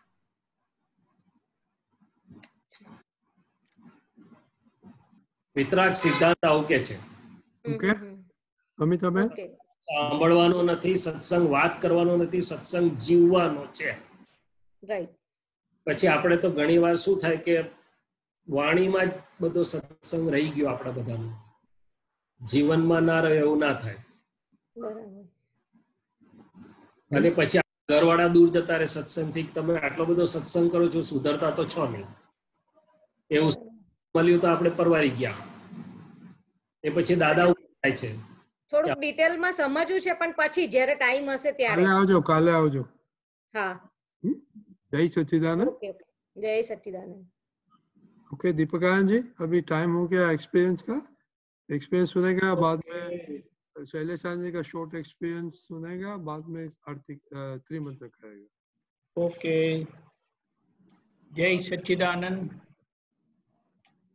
अब तक की हमारी अनुभव की जो यात्रा रही है, वहाँ विभिन्न प्रकार के लोग आए हैं, उनसे हमने दादा का अनुभव सुना है, कैसे उन्होंने विज्ञान का उपयोग किया, व्यवहार विज्ञान का उपयोग किया, दादा भगवान की प्योरिटी, शक्ति, प्रयोग वगैरह वगैरह, और उनको क्या लाभ हुआ उस हमने जाना. आज हमारे बीच में जो आ रहे हैं वह हमारे जैसे आप्त पुत्र हो चुके थे, यानी थे हमारे जैसे आप्त पुत्र ही थे. फिर उनका जीवन का संजोग बदल गया और उन्होंने गृहस्थी अपनाई. चलिए सुनते हैं कि उन्होंने दादा भगवान को कैसे देखा, कैसे उपयोग कर रहे हैं, उनका अनुभव सुनते हैं. जय सच्चिदानंद. दिगंत भाई उपाध्याय कार्य. जय सच्चिदानंद. जय सच्चिदानंद. सर्वे आप्तपुत्रों ने नमस्कार, सर्वे महात्माओं ने नमस्कार. हूँ आज दादा भगवान साथेना मारा अनुभव शू हता एनी बात करवा मांगू छुं. मारो दादा साथेनो व्यवहार शू हतो. 1971 में मारा फाधरनु अवसान थयुं. 1975 में मारी बहनना लग्न थया. पछी हूँ ने मदर बे एकला ज हता. 1977 में एक दिवस हूँ भरतभाई ने मळवा गयो, भरत आनंद जी ने मळवा गयो. भरत आनंद जी होस्टेल गयो त्यारे खबर पड़ी कि ए कोई गुरुजी पासे जाय छे, सवाરના 6 वाग्याना जाय छे तो रातना 11 वागे पाछा आवे छे. પછી હું ત્યાં સુઈ ગયો અને બીજે દિવસે મને થયું કે ભરતભાઈને ને મારે તો મેળ બેસે છે એટલે હું એમના ગુરુજીને મળવા જઈશ. બીજે દિવસે સવારે દાદાજીને મળવાનું થયું. દાદાજીની વિધિ થઈ અને પહેલે જ દિવસે દાદાની હુક્કો ભરવાની સેવા મને મળી. ત્યારથી તે 8 દિવસ સુધી દાદાને ક્યારેય કોઈ કાળે એક સમય માટે પણ છોડ્યા નથી. 1973 દિવસે જ્ઞાન મળ્યું મને. અમદાવાદમાં રહેતો હતો એટલે એ વખતે ભાવિ તીર્થંકર ચંદ્રકાંતભાઈ અમદાવાદ રહેતા હતા. તો અમદાવાદમાં એમને વારંવાર મળવાનું થતું. એક વખત દાદાજી બેઠા હતા અને દાદાજી કહે કે દિગંત તને અમે એક આજ્ઞા કરીએ છીએ કે તારે રોજ ચંદ્રકાંતભાઈને અંગૂઠે વિધિ કરી જવી અને ચંદ્રકાંતભાઈને આજ્ઞા કરી કે તમારે દિગંતને રોજ અંગૂઠે વિધિ કરાવવી. પછી તો અમારે આ રોજનું થયું. ચંદ્રકાંતભાઈની પરિસ્થિતિ એ વખતે બરાબર નથી એટલે હું સવારે એમને મળવા જઉં, ના મળે તો બપોરે મળવા જઉં, ના મળે તો સાંજે મળવા જઉં, ના મળે તો રાત્રે 1 વાગે ઉઠાડીને પણ મેં વિધિ કરેલી છે અને એમણે એટલા જ આનંદથી મને વિધિ કરાવી છે. આ મારો ને એમનો શું ઋણાનુબંધ હશે, શું છોડાવ્યું કે શું અપાયું એ તો દાદા જ જાણે. દાદાજી જયારે અમદાવાદ આવતા હતા એમના ઘરે રોકાવા ત્યારે રાતના 3-3 વાગ્યા સુધી હુક્કો પીને સત્સંગ કરતા હતા. પછી દાદાજીને મળવાના, દાદાજી સાથે રહેવાના મારા સંજોગોમાં બધી જ સુમેળતા હતી. ક્યારેય કોઈ જગ્યાએ કોઈ વાતમાં મારે અડચણ આવી નથી. દાદાજી જયારે મામાની પોળમાં રહેતા હતા ત્યારે મારા મામા દાદાને ઘરેથી 2 જ મિનિટના અંતરે રહેતા હતા. એ વખતે દાદાજી જયારે બોમ્બે સાંતાક્રુઝમાં રહેતા હતા ત્યારે દીપક આનંદજીના ઘરની સામે અંધેરીમાં મારા માસી રહેતા હતા, ત્યાં હું રહેતો હતો. પછી ચંદ્રકાંતભાઈ 1980માં બરોડા શિફ્ટ થયા. બરોડા શિફ્ટ થયા તો જ્યારે બી હું પછી બરોડા જઉં તો દાદાજી ચંદ્રકાંતભાઈને ત્યાં જ રોકાતા. તો દાદાજી હાલે ચંદ્રકાંતભાઈ અને નીરુ આંટી મને કહેતા કે તારે તો હવે અહીંયા જ રહેવાનું, તારે મામાને ત્યાં જવાનું નથી. એટલે મને ત્યાં એ વખતે દાદા જેટલો વખત ચંદ્રકાંતભાઈ ને ત્યાં રહ્યા એટલો વખત 24 કલાક મને દાદાજીનો લાભ મળ્યો છે. આ બાજુ ખિસ્સીભાઈ ને ત્યાં બી એવું હતું. ખિસ્સીભાઈ ને ત્યાં દાદાજીએ જયારે રહેવાનું ચાલુ કર્યું ત્યારે ખિસ્સીભાઈએ મને કહ્યું કે તું અમદાવાદ થી આવે ત્યારે તું હવે અંધેરી ના જઈશ, અહીંયા મારે ત્યાં જ રોકાજે. એટલે ત્યાં પણ મને દાદાજીનો સહવાસ પૂરેપૂરો મળ્યો. આમ નોર્મલી કેવું થાય કે આડાઅવળા દિવસોમાં દાદાજીને જ્યારે બી મળવા જઈએ ત્યારે જે દિવસે મળીએ ત્યારે 15 થી 16 કલાક અમે દાદાજી જોડે જ રહેતા હતા. ક્યાંય જતા નતા, ફક્ત જમવા જવાનું અને પછી દાદાજી જોડે પહોંચી જવાનું. દાદાજી એ વખતે કહેતા હતા કે સારા કાળમાં જ્ઞાની પુરુષના દર્શન વધુમાં વધુ અડધો કલાક થાય. તો દાદાજીને અમે પૂછતા કે દાદાજી અમે તો કેવા કર્મો લઈને આવ્યા છીએ કે અમારે તો એક જ દિવસમાં 30 આખા મહિનાનું સાટું વળી જાય છે.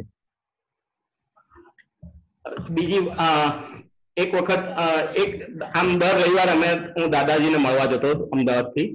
એક રવિવાર મારાથી જવાયું નહીં, એટલે બીજા રવિવારે જયારે હું દાદાજીને મળવા ગયો ત્યારે દાદાજી કહ્યું કે ગયા રવિવારે કેમ નતા? મેં કહ્યું દાદાજી થોડુંક કામ હતું. દાદાજી કે ના ચાલે, મિનેશ ચલ લખાઈ લે દીગાન જોડે ને સહી લઈ લે કે દર રવિવારે દાદાજી જયારે હશે ત્યારે હું આવી જઈશ. તો મેં કહ્યું હા દાદા આવી જઈશ. બીજા જ રવિવારે દાદાજી દેવલાલી હતા. તો શનિવારે રાત્રે નીકળ્યો, બપોરે રવિવારે બપોરે 12:30 વાગે દાદાજી પાસે પહોંચ્યો. દાદાજી કે આવી ગયો? મેં કહ્યું હા દાદાજી આવી ગયો. દાદાજી કે સારું, વિધિ કરી લે.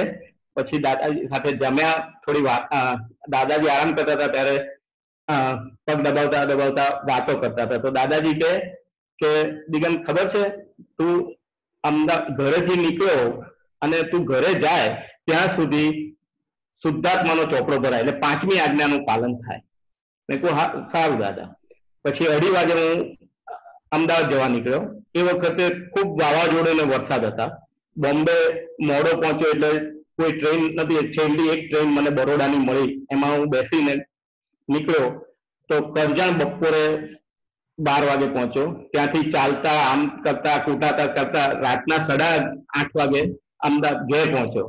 પણ અંદરનું એક પણ પરમાણુ હાલ્યું નતું, કારણ કે દાદાજીએ કહ્યું કે શુદ્ધાત્માનો ચોપડો ભરાય છે, 5મી આજ્ઞાનું પાલન થાય છે. પછી કચ્છની જાત્રામાં ની વાત કરું. કચ્છની જાત્રામાં ગયા હતા અમે. તો રસ્તામાં ચા નાસ્તો કરવા ઉભા રહ્યા. તો ચા નાસ્તો કર્યા પછી દાદાજીએ ખેસીભાઈને પૂછ્યું કે કેટલા કપ ચા થઈ? ખેસીભાઈ કે 700 કપ. દાદાજી કે હે 150 જણા આપણે છીએ એટલે દરેક જણા 4 થી 5 કપ ચા પીધી કે? દાદાજી કે નોર્માલિટી કેવી હોવી જોઈએ કે ઘેર 1 કપ પીતા હોય તો બહાર 1 કપ પીઓ, ઘેર 2 કપ પીતા હોય તો બહાર 2 કપ પીઓ. આ નોર્માલિટીની મારી અંદર એટલી ફિટ થઈ ગઈ છે વાત કે જ્યારે હું ક્યાંય પણ બહાર જઉં તો મારું એ ધ્યાન રહે છે કે હું જે રીતે ઘરમાં રહું છું એ જ રીતે રહું છું ને. સીધી વાત કરું, સુરતના મંદિરમાં જોયું ને તો ગરમ પાણી એકદમ ધગધગતું આવતું હોય તો એ ઘરે 1 ડોલથી નાતો હોઉં તો ત્યાં 1 ડોલથી જ નવું. એટલે એ રીતે આ તો પાણીની વાત કરી, પણ દરેક સંજોગોમાં ખાવાનું હોય કે પીવાનું હોય કે કઈ બી હોય તો દાદાએ જે નોર્માલિટી કહી હતી એની બહાર નીકળાતું નથી. ઇવન દાદાજીએ જે કહ્યું હતું કે ઉણોદરી તપ કરજો, તો એ ઉણોદરી તપ દાદાએ કહ્યું હતું એમ 2 ભાગ ખોરાક, 1 ભાગ પાણી ને 1 ભાગ હવા, તો એ રહ્યા કરે છે. શુદ્ધાત્માનો પછી કચ્છની જાત્રામાં પછી આગળ અમે જયારે ગયા ત્યારે નારાયણ સરોવરના મહંત સાહેબને મળ્યા. એ 105 વર્ષના અંધ એટલે સુરદાસ હતા અને એ આખા ગાદીપતિ હતા. તો એમણે કહ્યું દાદાજી સાથે અને અમારા મહાત્માઓ સાથે બધા સાથે બેસી આપતા પુત્રો સાથે બેસીને ખાસો કલાક વાત કરી. પછી વાત કરે પછી દાદાજીને છેલ્લે કહે કે દાદાજી એક વાત કહું? તો દાદાજી કહે કહો. તમારો આ છોકરો મને આપી દો. મારી સામે આંગળી કરીને કહ્યું કે આ છોકરો મને આપી દો. તો દાદાજી કે અમારે વધારાનો નથી. એ જે દાદાનો જે પ્રેમ અમને જે મળ્યો છે એ ક્યારેય કોઈ વિચારી જ ના શકે. જેટલી સાનુકૂળતા મને મળી છે ને, અને જે સંયોગો બધા, કોઈ સાચું કહું તો સત્સંગનો સ્વ આવડતો નતો. કારણ કે હું ડાકોર જઉં અને સવારે રણછોડજીને તુલસી ચડાવવા સિવાય કોઈ વસ્તુ મેં કરી નથી આખી જીવનમાં. એટલે કોઈ નથી મેં ચોપડી વાંચી કે નથી કોઈ મંદિરે ગયો એવું. પછી એકવાર આબુની શિબિરમાં અમે ગયા હતા. આબુ અક્રમની શિબિર હતી. શિબિરમાંથી પાછા આવતા હતા ત્યારે અંબાજી રાત્રિ રોકાણ થયું. અંબાજી રાત્રે રોકાયા પછી બીજે દિવસે સવારે દાદાજીને જવાનું હતું બરોડા અને મારે જવાનું હતું અમદાવાદ. મને વિચાર આવ્યો કે સાલું દાદાજી જોડે રહેવાશે નહીં તો એના કરતા કંઈક કરો આઈડિયા. એટલે મેં ખેસીભાઈને કહ્યું કે ખેસીભાઈ તમે દાદાજીને મૂકીને બરોડા મૂકીને અમદાવાદ જ જવાના ને? કે હા. તો મેં કહ્યું તો પછી હું જોડે આવી જાઉં તો આપણે બે પછી બરોડાથી અમદાવાદ આવીએ તારી જોડે વાતો કરતા કરતા આવીશું. તો એ આઈડિયા સારો દાદા કે. અરે ખેસીભાઈ કે. એટલે બીજે દિવસ સવારે અમે બેસી ગયા. પહેલા ખેસીભાઈ બેઠા, પછી વચ્ચે હું બેઠો અને બાજુમાં દાદા બેઠા અને પાછળ 3 જણ બેસી ગયા. દાદાજી મને જોઈને પૂછે તું આવ્યો છું? મેં કહ્યું હા દાદા. એટલે ખેસીભાઈ કે દાદા પેલું બરોડાથી અમદાવાદ જવાનું હોય તો અમારેથી સાથે વાતો કરતા કરતા જવાય ને? તો દાદાજી કે આ આઈડિયા તમને આપ્યો કોણે? કારણ કે દાદાજી મને કાયમ પહેલા બી કહેતા હતા કે આ કોઈ બી હોય ને તો દિગંત છે ને એવી ગલી પછી કરે ને તો ખેસીભાઈ ને ચંદ્રકાંતભાઈ તો એ કરી જ નાખે. પણ મને મારી જોડે આવું ગલી પછી કરવા આવે તો હું દૂરથી સમજી જવું. એટલે હું એના જાસામાં ના આવું દાદા કે. પછી સયાજી હોસ્પિટલમાં દાદાજીને દાખલ કર્યા હતા. પગે ફ્રેક્ચર થયું હતું અને વજન લટકાયેલું હતું. તો દાદાજીને મેં કહ્યું દાદાજી આજે મને બ્રહ્મચર્યની વિધિ કરી આપશો? દાદાજી કે હા. તો એક કામ કર, આ બારીની બહાર બેસી જા, 1 કલાક પ્રતિક્રમણ કર અને પછી આ. તો દાદાની રૂમની બહાર બારીની બહાર બેસી મેં 1 કલાક પ્રતિક્રમણ કર્યા અને પછી હું અંદર આવ્યો. દાદાજી કે સારું વિધિ કરી લે. એ જે વિધિ કરાવી અને સાંજે મારે લગ્નમાં જવાનું હતું. તો એ દિવસનો જે અનુભવ છે ને, તો જતો હતો ને ત્યારે એવું લાગતું હતું કે પગ જમીન પર પડતા નથી. અને એ દિવસે જે છૂટાપણાનો અનુભવ થયો છે આજ દિવસ સુધી મને એ અનુભવ યાદ છે. એ અનુભવ બહુ સારામાં સારો મારો જિંદગીનો અનુભવ હતો. પછી નાની મોટી તો દરેક જાત્રા હોય તો દાદાજી સાથે મેં કરેલી છે. એક વખત મહેસાણા જાત્રા કરવા ગયા હતા. તો આપતા પુત્રો દાદાજી માટે ખુરશી લઈને આવ્યા. તો પૂજારી કહે કે અહીંયા ભગવાનની સામે ખુરશી મૂકવાની નહીં. તો કીધું સારું. એટલે ખુરશી લીધી. તો દાદાજીને મેં કહ્યું દાદાજી મારી પર બેસી જાઓ. તો હું ઘોડો થયો. દાદાજી મારી પર બેસી ગયા શાંતિથી. એ એટ ઇઝ બેઠા હતા અને આખી વિધિ દાદાએ મારી પર બેસીને કરી. અને દાદાજીએ ખૂબ આશીર્વાદ બેસીને શું આશીર્વાદ આપે તો દાદાજી જ જાણે. મને એ ખબર નથી પડતી દાદાજીએ શું કર્યું, પણ મારો આનંદ કોઈ દિવસ જતો નથી, એટલું હું તમને કહી દઉં. એ પછી ગાય પગલા જવાનું થયું. ગાય પગલા અમે ગયા ત્યારે તાપી નદી ના કિનારે ગાય પગલા છે. એટલે દાદાજી કહે કે ચલો આપણે નદીમાં નાહવા જઈએ. અમે નાહવા ગયા તો દાદાજી કહે કોને તરતા આવડે? મેં કહ્યું મને આવડે છે. તો પછી બીજા કોઈને આવડતું નતું તો હું દાદા થોડુંક તરી અને પાછા આવ્યા. પછી પાછા આવ્યા તો દાદાજીએ મારા માથા પર પાણી રેડીને બધાને કહે કે જો આ દિગંતના વાળ કેવા ઇલેસ્ટિક જેવા છે, પાણી ટકતું જ નથી. એમ કરીને 10 થી 15 વાર દાદાજીએ પાણી નાખ્યું. હવે મને એ નથી, એ જે પાણી નાખ્યું એટલે મારી અંદર રહેલા બધા દોષો દાદાએ એમના હાથે સ્વહસ્તે ધોઈ નાખ્યા છે.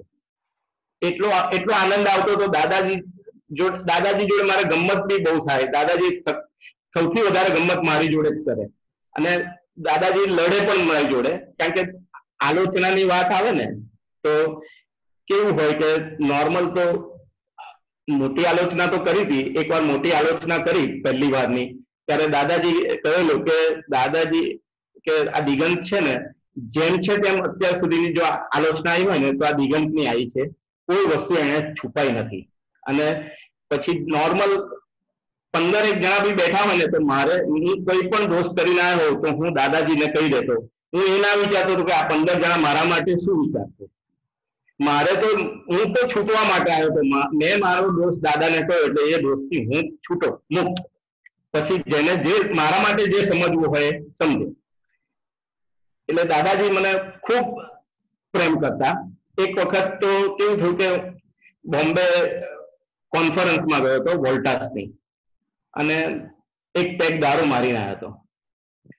એટલે આવ્યો એટલે દાદા પૂછે આવી ગયો? મેં કહ્યું હા દાદાજી આવી ગયો.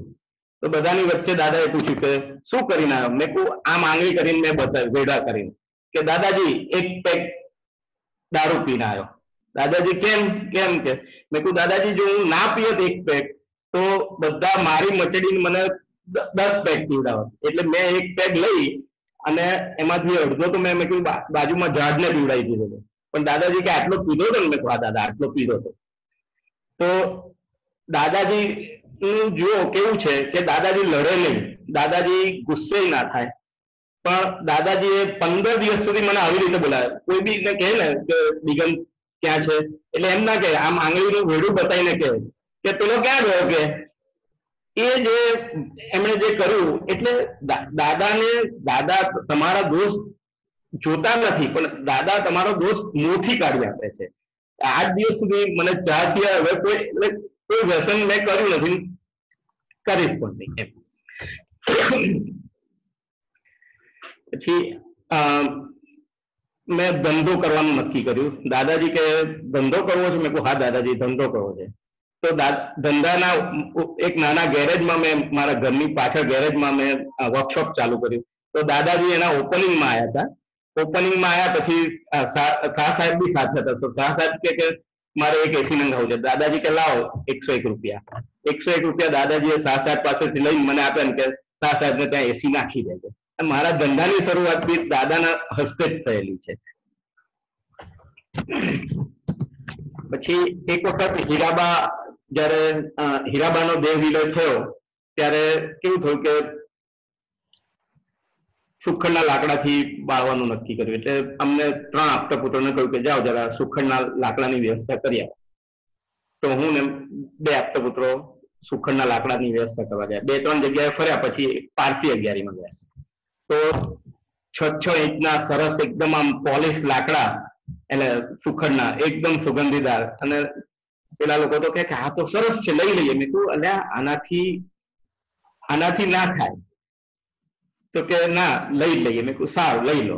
એટલે પછી મેં શું કર્યું, એ લાકડું એક સેમ્પલ નું લઈ લીધું અને પછી કીધું કે સારું ચલો પાછા જઈએ.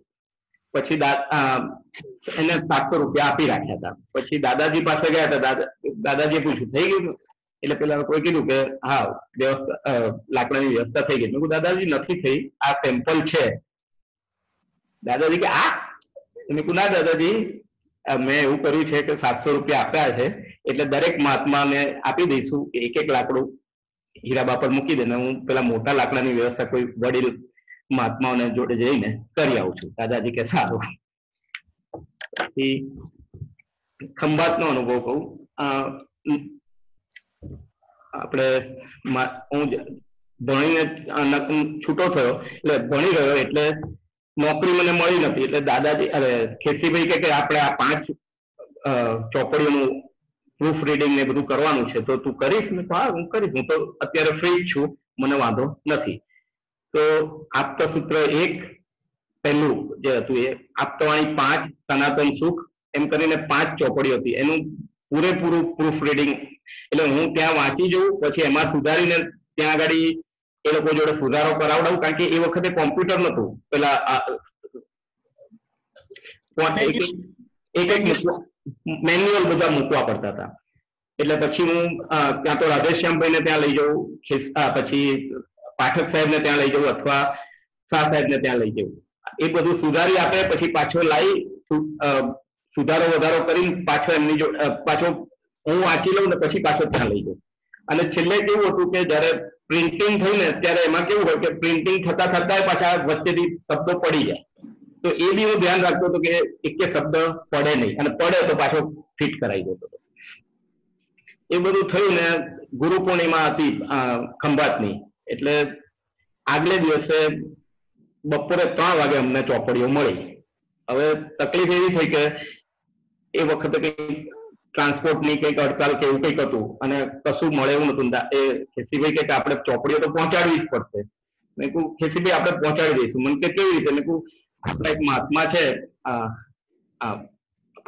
જીવંતિકા માસી, એમના ભાઈનો ટેમ્પો છે, 5 વ્હીલર છે. મને કે તને આવડે છે? કે આવડે જ, મને વાંધો નથી. એટલે એમાં 5 વ્હીલરમાં ભરી અને ચોપડીઓ લઈને હું નીકળ્યો. તો ખેસીભાઈ કે હું તારી પાછળ નીકળું છું, તું આગળ નહીં. 1 કલાક પછી નીકળ્યા અને ખંભાત પહેલા અમને મળ્યા. એટલે મને કે હવે બરાબર છે ને? હા, હું તો પહોંચી જઈશ. એ ઉભા રહ્યા કે થોડી વાર હું ઉભો છું, તમે જાઓ. હું આગળ ગયો, દાદાને મળ્યો. દાદા કે આવી ગયો? હા દાદાજી, ચોપડીઓ લઈને આવી ગયો છું અને ખેસીભાઈ આવે છે. 10 મિનિટ અડધો કલાક થયો, ખેસીભાઈ નતા આવ્યા. કલાકે ખેસીભાઈ આવ્યા. તો કે શું થયું?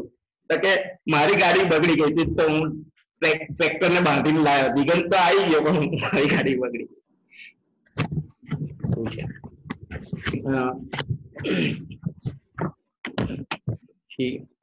અમદાવાદમાં જ્યારે બી પધરામણી થાય ત્યારે હું સ્કૂટર લઈને આગળ એસ્કોર્ટ તરીકે જતો હતો.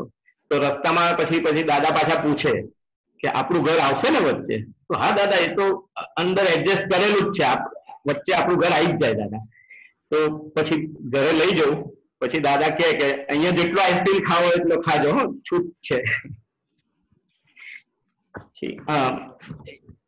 હવે વાત આવી લગ્નની. હવે સાચું કહું તો આપતો પુત્રમાં સૌથી સારામાં સારા સંજોગ મારા હતા. એટલે કે મમ્મીને કોઈ વાંધો નતો કે હું આપતો પુત્ર બનું. મારે મમ્મી સિવાય કોઈ હતું નહીં. પણ અહીંયા જે અમદાવાદ આવું ને જે કુસંગ ભેગો થાય અને મારી જે આડે કહો કે મારી દાનત કહો કે ગમે તે કહો કે મારો ઉદય કહો, પણ લગ્નનો એ આવ્યું. પણ મેં જયારે દાદાને વાત કરી તો દાદાજી કે કશો વાંધો નહીં, તું નક્કી કર પણ મને બતાવીને નક્કી કરજે. મેં કહ્યું સારું દાદા. તો પણ એક વસ્તુ મેં જોઈ કે હું આપતો પુત્ર હતો ત્યારે જે દાદાનો પ્રેમ હતો અને મેં આજે નક્કી કરવાનું નક્કી કર્યું ત્યારે જે દાદાનો પ્રેમ હતો, એમાં કોઈ જાતનો ફેર મેં જોયો નથી. એમના પ્રેમમાં કે એમની કરુણામાં કે એમના વર્તનમાં, કે વર્તન તો સવાલ જ નથી ફેર ના થાય, પણ એટલો બધો પ્રેમ મારી પર હતો એમ. પછી નક્કી થયું. પછી હું એકવાર રવિવારે દાદાને મળવા ગયો બરોડામાં.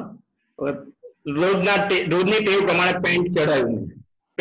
એટલે એક આપતા પુત્રએ મને કહ્યું કે હવે તો તારો નંબર જતો રહ્યો, તારાથી નવડાવાય નહીં દાદાને. હવે દાદા અમે અહીંયા આ રૂમમાં ઉભા હતા, પછી ગેલેરી અને પછી દાદા બાથરૂમમાં હતા. તો ત્યાંથી દાદા બોલ્યા કે દિગંતને આવવા દેજો, એને નવડાવવા દેજો, કે એને ના પાડતા કે.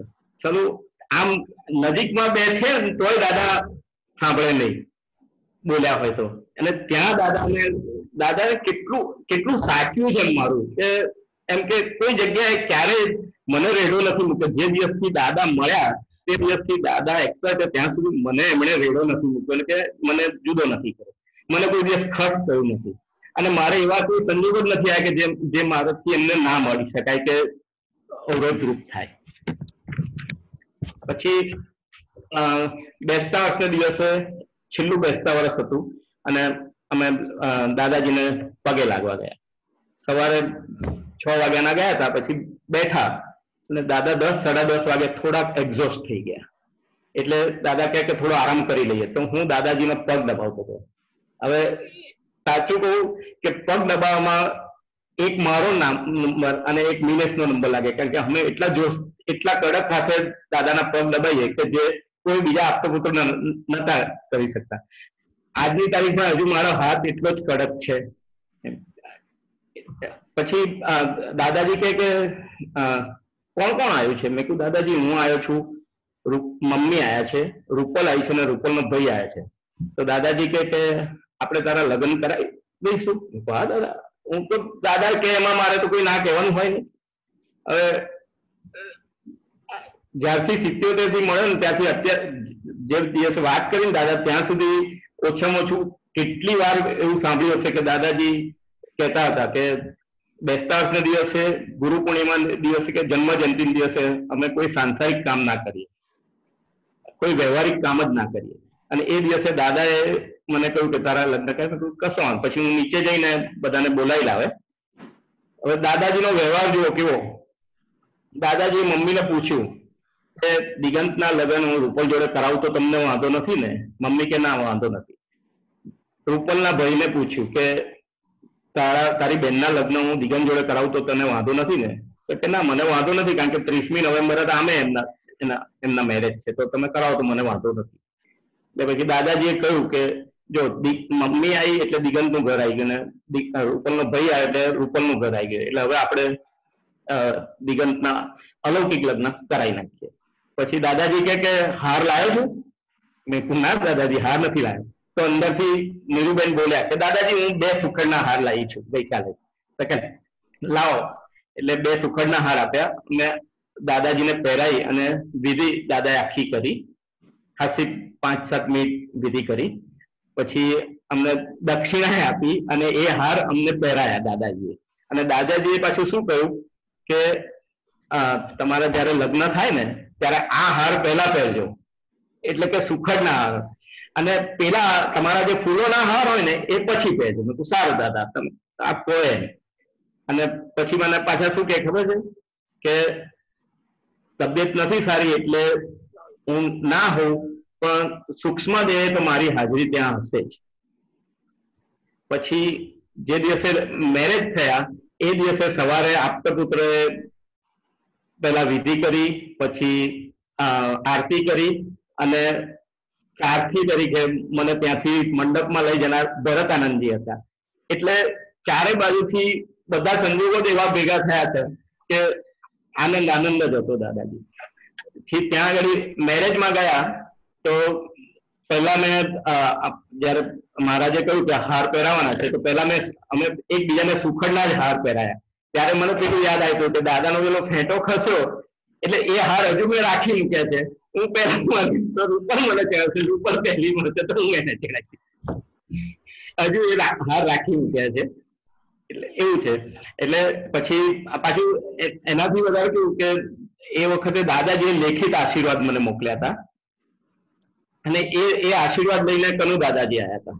અને કનુ દાદાજીએ ચોળીમાં મને એ આશીર્વાદ દાદાજીના લેખિત આશીર્વાદ આપ્યા. એટલે આ રીતના મારા પ્રસંગો તો આ તો ઘણા બધા ઓછા પ્રસંગો કયા છે, જેટલા યાદ આવે એટલા કહું છું. પછી જડબાનું ઓપરેશન હતું મારે. એટલે હું આપણે કુલદીપકભાઈ જે વખતે દેવીલય થયો હતો ને એ વખતે એ એક્સિડન્ટ, એ ગાડીમાં હું પણ હતો. આપણે શૈલેષ આનંદજીના ફાધર એક્સપાયર થઈ ગયા હતા, અમે એમને ત્યાં જતા હતા, અમારે વચ્ચે એક્સિડન્ટ થયો હતો. પછી આખું જડબું મારું તૂટી ગયું હતું, અહીંયા આ બધું લટકી જ ગયું હતું. તો પેલા ડોક્ટર મને ઓપરેશન થિયેટરમાં ડોક્ટરે લીધો, એટલે ડોક્ટર કે જો નોર્મલ ઓપરેશન કરીશું એનેસ્થેસિયા આપીને તો થૂક એટલે એટલું બધું અંદર ઉતરી જવાના ચાન્સીસ વધારે છે ને ન્યુમોનિયા થવાના ચાન્સીસ છે, તો શું કરીશું? મેં કીધું તમે જુઓ છો ને હું જોઉં છું, તમ તારે વગર એનેસ્થેસિયા કરી નાખો. 2.5 કલાકનું ઓપરેશન હતું, વગર એનેસ્થેસિયા કર્યું, પણ જે જુદા પણ મારું જે નોર્માલિટી મારી જે હતી એ જ રહી હતી, કોઈ પ્રોબ્લેમ આવ્યો નતો. છોકરાઓની વાત કરું, એટલે પહેલા તો રૂપલની વાત કરું. રૂપલને બી દાદાનું એટલું આવી ગયું કે મને જે નોર્મલ બીજા બધાને તકલીફ પડે એવી મને પડી નથી. એટલે કે રૂપલ બી દાદામય થઈ ગઈ અને છોકરાઓ દાદામય. છોકરાઓ તો એટલા દાદામય હતા કે એક વખત ઈશિત નાનો હતો અને રૂપલને ઘરેથી બધા કાશ્મીર ને કુલુ મનાલી જતા હતા.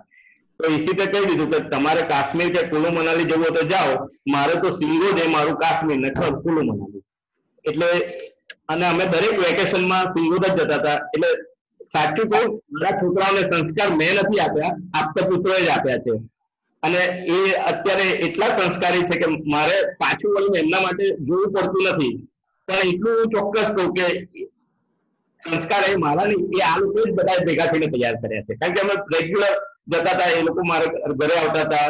અને ભરત આનંદજી, મિનેશ આનંદજી તો મારા માસીના જ દીકરા થાય. એટલે ટૂંકમાં અને બાકીના બધા આપતો કુટુંબની સાથે મારા બધા અંગત જ હતા. એટલે એવું કોઈ એ પ્રોબ્લેમ નતો અમારે. હવે મમ્મીની વાત કરું તો મમ્મીએ એટલા સારી રીતે એ કર્યો કે જયારે કઈ બી હોય મમ્મીના સપોર્ટ એટલો બધો હતો કે દાદામાં મમ્મી એટલું જ માનતા હતા અને હું બી એટલું માનતા હતા. એટલે ક્યાંય અમને દાદામાં જવામાં કે આવવામાં કોઈ તકલીફ પડી નથી. અને દાદાની ઇવન જાત્રામાં બી પણ મમ્મીને રસોઈ બનાવવાનો, દાદાજીની રસોઈ મમ્મી જ બનાવતા હતા. છેલ્લે જયારે મમ્મીનું મરણ થયું એ બી સંપૂર્ણ સમાધિ મરણ થયું. મારી છાતી ઉપર શુદ્ધાત્મા બોલતા બોલતા દાદા દાદા કરતા કરતા એમનું સમાધિ મૃત્યુ થયું. જય સચ્ચિદાનંદ. જય સચ્ચિદાનંદ. જે બધા લોકોને આ મોકો મળ્યો નથી, પણ દિગંતભાઈને કઈ પૂર્વના અનુસારથી અત્યંત નિકટ સાનિધ્ય મળ્યું. અને હું માનું છું ત્યાં સુધી એને શું કહેવાય, એ વિજ્ઞાન ખબર નથી એમને શું વિજ્ઞાન સમજાયું, એટલે એમાં કોઈ ડાઉટની વાત નથી. પણ એ જે ખુલ્લા થઈને દાદા જોડે રહ્યા વિથ ટોટલ ઓપનનેસ, કે કશું છુપાવવું નહીં. આપણે જ્ઞાન સ્વરૂપ સામે પણ મને નથી લાગતું કે એવી આલોચના કરી હોય. નો ડાઉટ, હું મારી વાત કરું છું. અને એમણે જે રીતે વાત કરી એના પરથી સમજાય છે કે એમને એ જીવતા બોલતા દાદા ભગવાન પાસે બધાની વચ્ચે કોઈ પણ જાતની શરમ ડર વગર એ આલોચના કરી. હું તો એક જ વસ્તુ કહીશ, દાદા ભગવાને તો કીધું જ છે બહુ સ્પષ્ટતાથી કે થોડું વધારે લાગશે, પણ કૃષ્ણ ભગવાન અને અર્જુનનો સંજોગ તો કોક ફેરો જ હોય. બાકી કેવી રીતે પોસિબલ છે કે દાદા છે, દિગંતભાઈ છે, અને ખુલ્લેઆમ સ્પષ્ટતાથી બોલે છે. આવું ઓપનલી થાય નહીં ક્યારે પણ. એટલે એમનો અનુસાર છે, ધન્ય છે એમના અનુસારને કે એમના આધારે. અને આપણને એ ખબર પડે છે કે દાદા બી એમની જોડે કેવી રીતે રહ્યા. ભૂલો તો થઈ છે, એમાં દાદાની એ દ્રષ્ટિ સમજવાની છે કે દાદા કઈ દ્રષ્ટિથી જોયું અને કેવી રીતે આશીર્વાદ આપ્યા.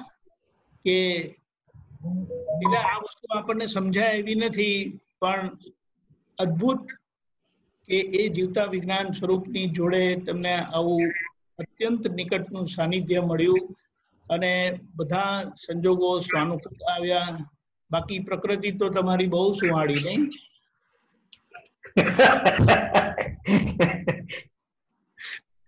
એટલે ઘણું સારું છે.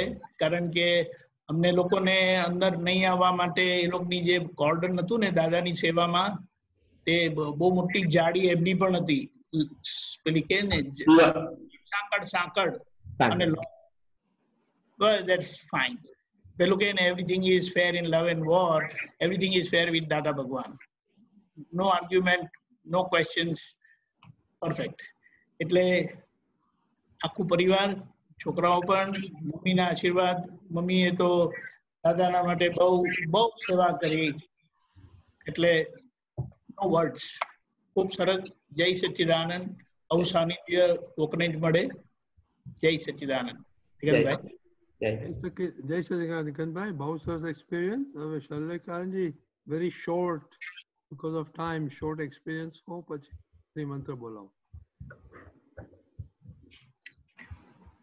એક્સપિરિયન્સની તો હારમાળા હોય. આજે જે વિષય છે, તો મારી ઈચ્છા હતી કે વિષય પરનું વિજ્ઞાન થોડું સમરાઇઝ કરીએ, પણ હવે સમય નથી. પણ જ્ઞાની પુરુષની હાજરીમાં બધા વ્યવહારમાં હોવા છતાં વિષયની ગાંઠ છેદાવવા માટે તો બ્રહ્મચર્ય, મન વચન કાયાના બ્રહ્મચર્યનું દાદાએ જે બળ આપેલું, અને આખું વિજ્ઞાન જે ધીમે ધીમે ખુલ્લું થયું, કારણ કે એ ગ્રંથિ છેદાવા માટે આખું વિજ્ઞાન વાપરવું પડે. એકલું નિશ્ચય બળ નહીં, એકલી બિલીફ નથી કામ કરતી, આખું વિજ્ઞાન છે, પરમાણુનું વિજ્ઞાન છે, ચેતનનું પણ વિજ્ઞાન છે. બધા ખૂણામાંથી વાપરો તોય આખો અવતાર દાદા કે છે આ આટલો અવતાર એના માટે જાગૃત રહેજો. એવું નથી કે પૂરું થઈ જાય છે. સવારે હું થોડુંક સાંભળતો હતો કે પરમાણુઓ ખેંચે છે, પરમાણુઓનું પોતાનું વિજ્ઞાન છે, આપણું ચેતનનું વિજ્ઞાન છે, વચ્ચે પ્રજ્ઞાશક્તિ છે ને દાદાની સમજણો છે. અવતાર કે છે જાગૃત રહીને કાઢી નાખજો દાદા, એવું અમને બધાને કહેલું છે અને એ વાપર્યા કરીએ છીએ. પણ દાદાનું વિજ્ઞાન અને વચન બળ અને આશીર્વાદનો જે અનુભવ થાય છે, જેમ તે કહ્યું ને પહેલી વિધિ કરી આપે ને ત્યારે તો જાણે કોઈ વૃત્તિ જ ઊભી ના થાય ને આનંદ એટલો બધો. આપતા પુત્રોનો આનંદ જોઈને એક આપતા પુત્રોના પિતાએ 6 મહિનાનું બ્રહ્મચર્ય માગેલું. એટલે એ તો કૃપા. પણ મારે કહેવાનો ખાલી સાર એટલું જ છે કે મહાત્માઓને ઘણાને ઈચ્છા થાય છે અને બહુ સુંદર છે. અને દાદાએ બંને વાત કરી છે કે ભાઈ મહાત્માઓ ભાવ બ્રહ્મચર્યમાં તો આવી ગયેલા છે, પણ હવે બાકીનો જે માલ ખપાટ માટે જે મહાત્માઓનો પુરુષાર્થ છે એ પણ ધન્ય છે. પણ આપણું વિજ્ઞાન ધીમે ધીમે સમજતા સમજતા એનો નિવેડો આવે એવો છે અને હજી અમારો બી આવી નથી ગયો, પણ કૃપાથી ઘણું બધું અંતર કપાયું છે અને હજી પુરુષાર્થમાં છીએ. જય સચ્ચિદાનંદ. તમે મને તો બોલાવો દેવકાંત, તમારી ફેમિલી ત્યાં હોય તો સાથે બોલાવજો. અને આ બીજું ત્યાર પહેલા ભાઈ શીલ આવી છે? ના, શીલ નથી આવી. એના ઓનલાઈન છે ત્યાં છે? આઈ ડોન્ટ નો, નથી આવતું એના નામ પર તો નથી. It's fine okay. આ તો કદાચ હોય તો 4-5 કોમેન્ટ્સ આવ્યા છે. બહુ સરસ, ખૂબ ખૂબ સરસ એક્સપિરિયન્સ. જય સચ્ચિદાનંદ. જય નમો વિતરાગાય, નમો વિતરાગાય, નમો અરિહંતાણમ, નમો અરિહંતાણમ, નમો સિદ્ધાણમ, નમો સિદ્ધાણમ, નમો આયરિયાણમ, નમો વાયરિયાણમ, નમો વજ્જાયાણમ, નમો વજ્જાયાણમ, લોય સૌ સાહુણમ, નમો લોય સૌ સાહુણમ, પંચમુક્કારો, એસો કંચન મુક્કારો, સૌપાવપનાસનો, સૌપાવપણાસનો, મંગલાણં ચ સૌવેસિમ, મંગલાણં ચ સૌવેસિમ, મમ હવૈ મંગલમ, પરમં હવૈ મંગલમ. નમો ભગવતે વાસુદેવાય. ઓમ નમો ભગવતે વાસુદેવાય. ઓમ નમઃ શિવાય. ઓમ નમઃ શિવાય. જય સચ્ચિદાનંદ.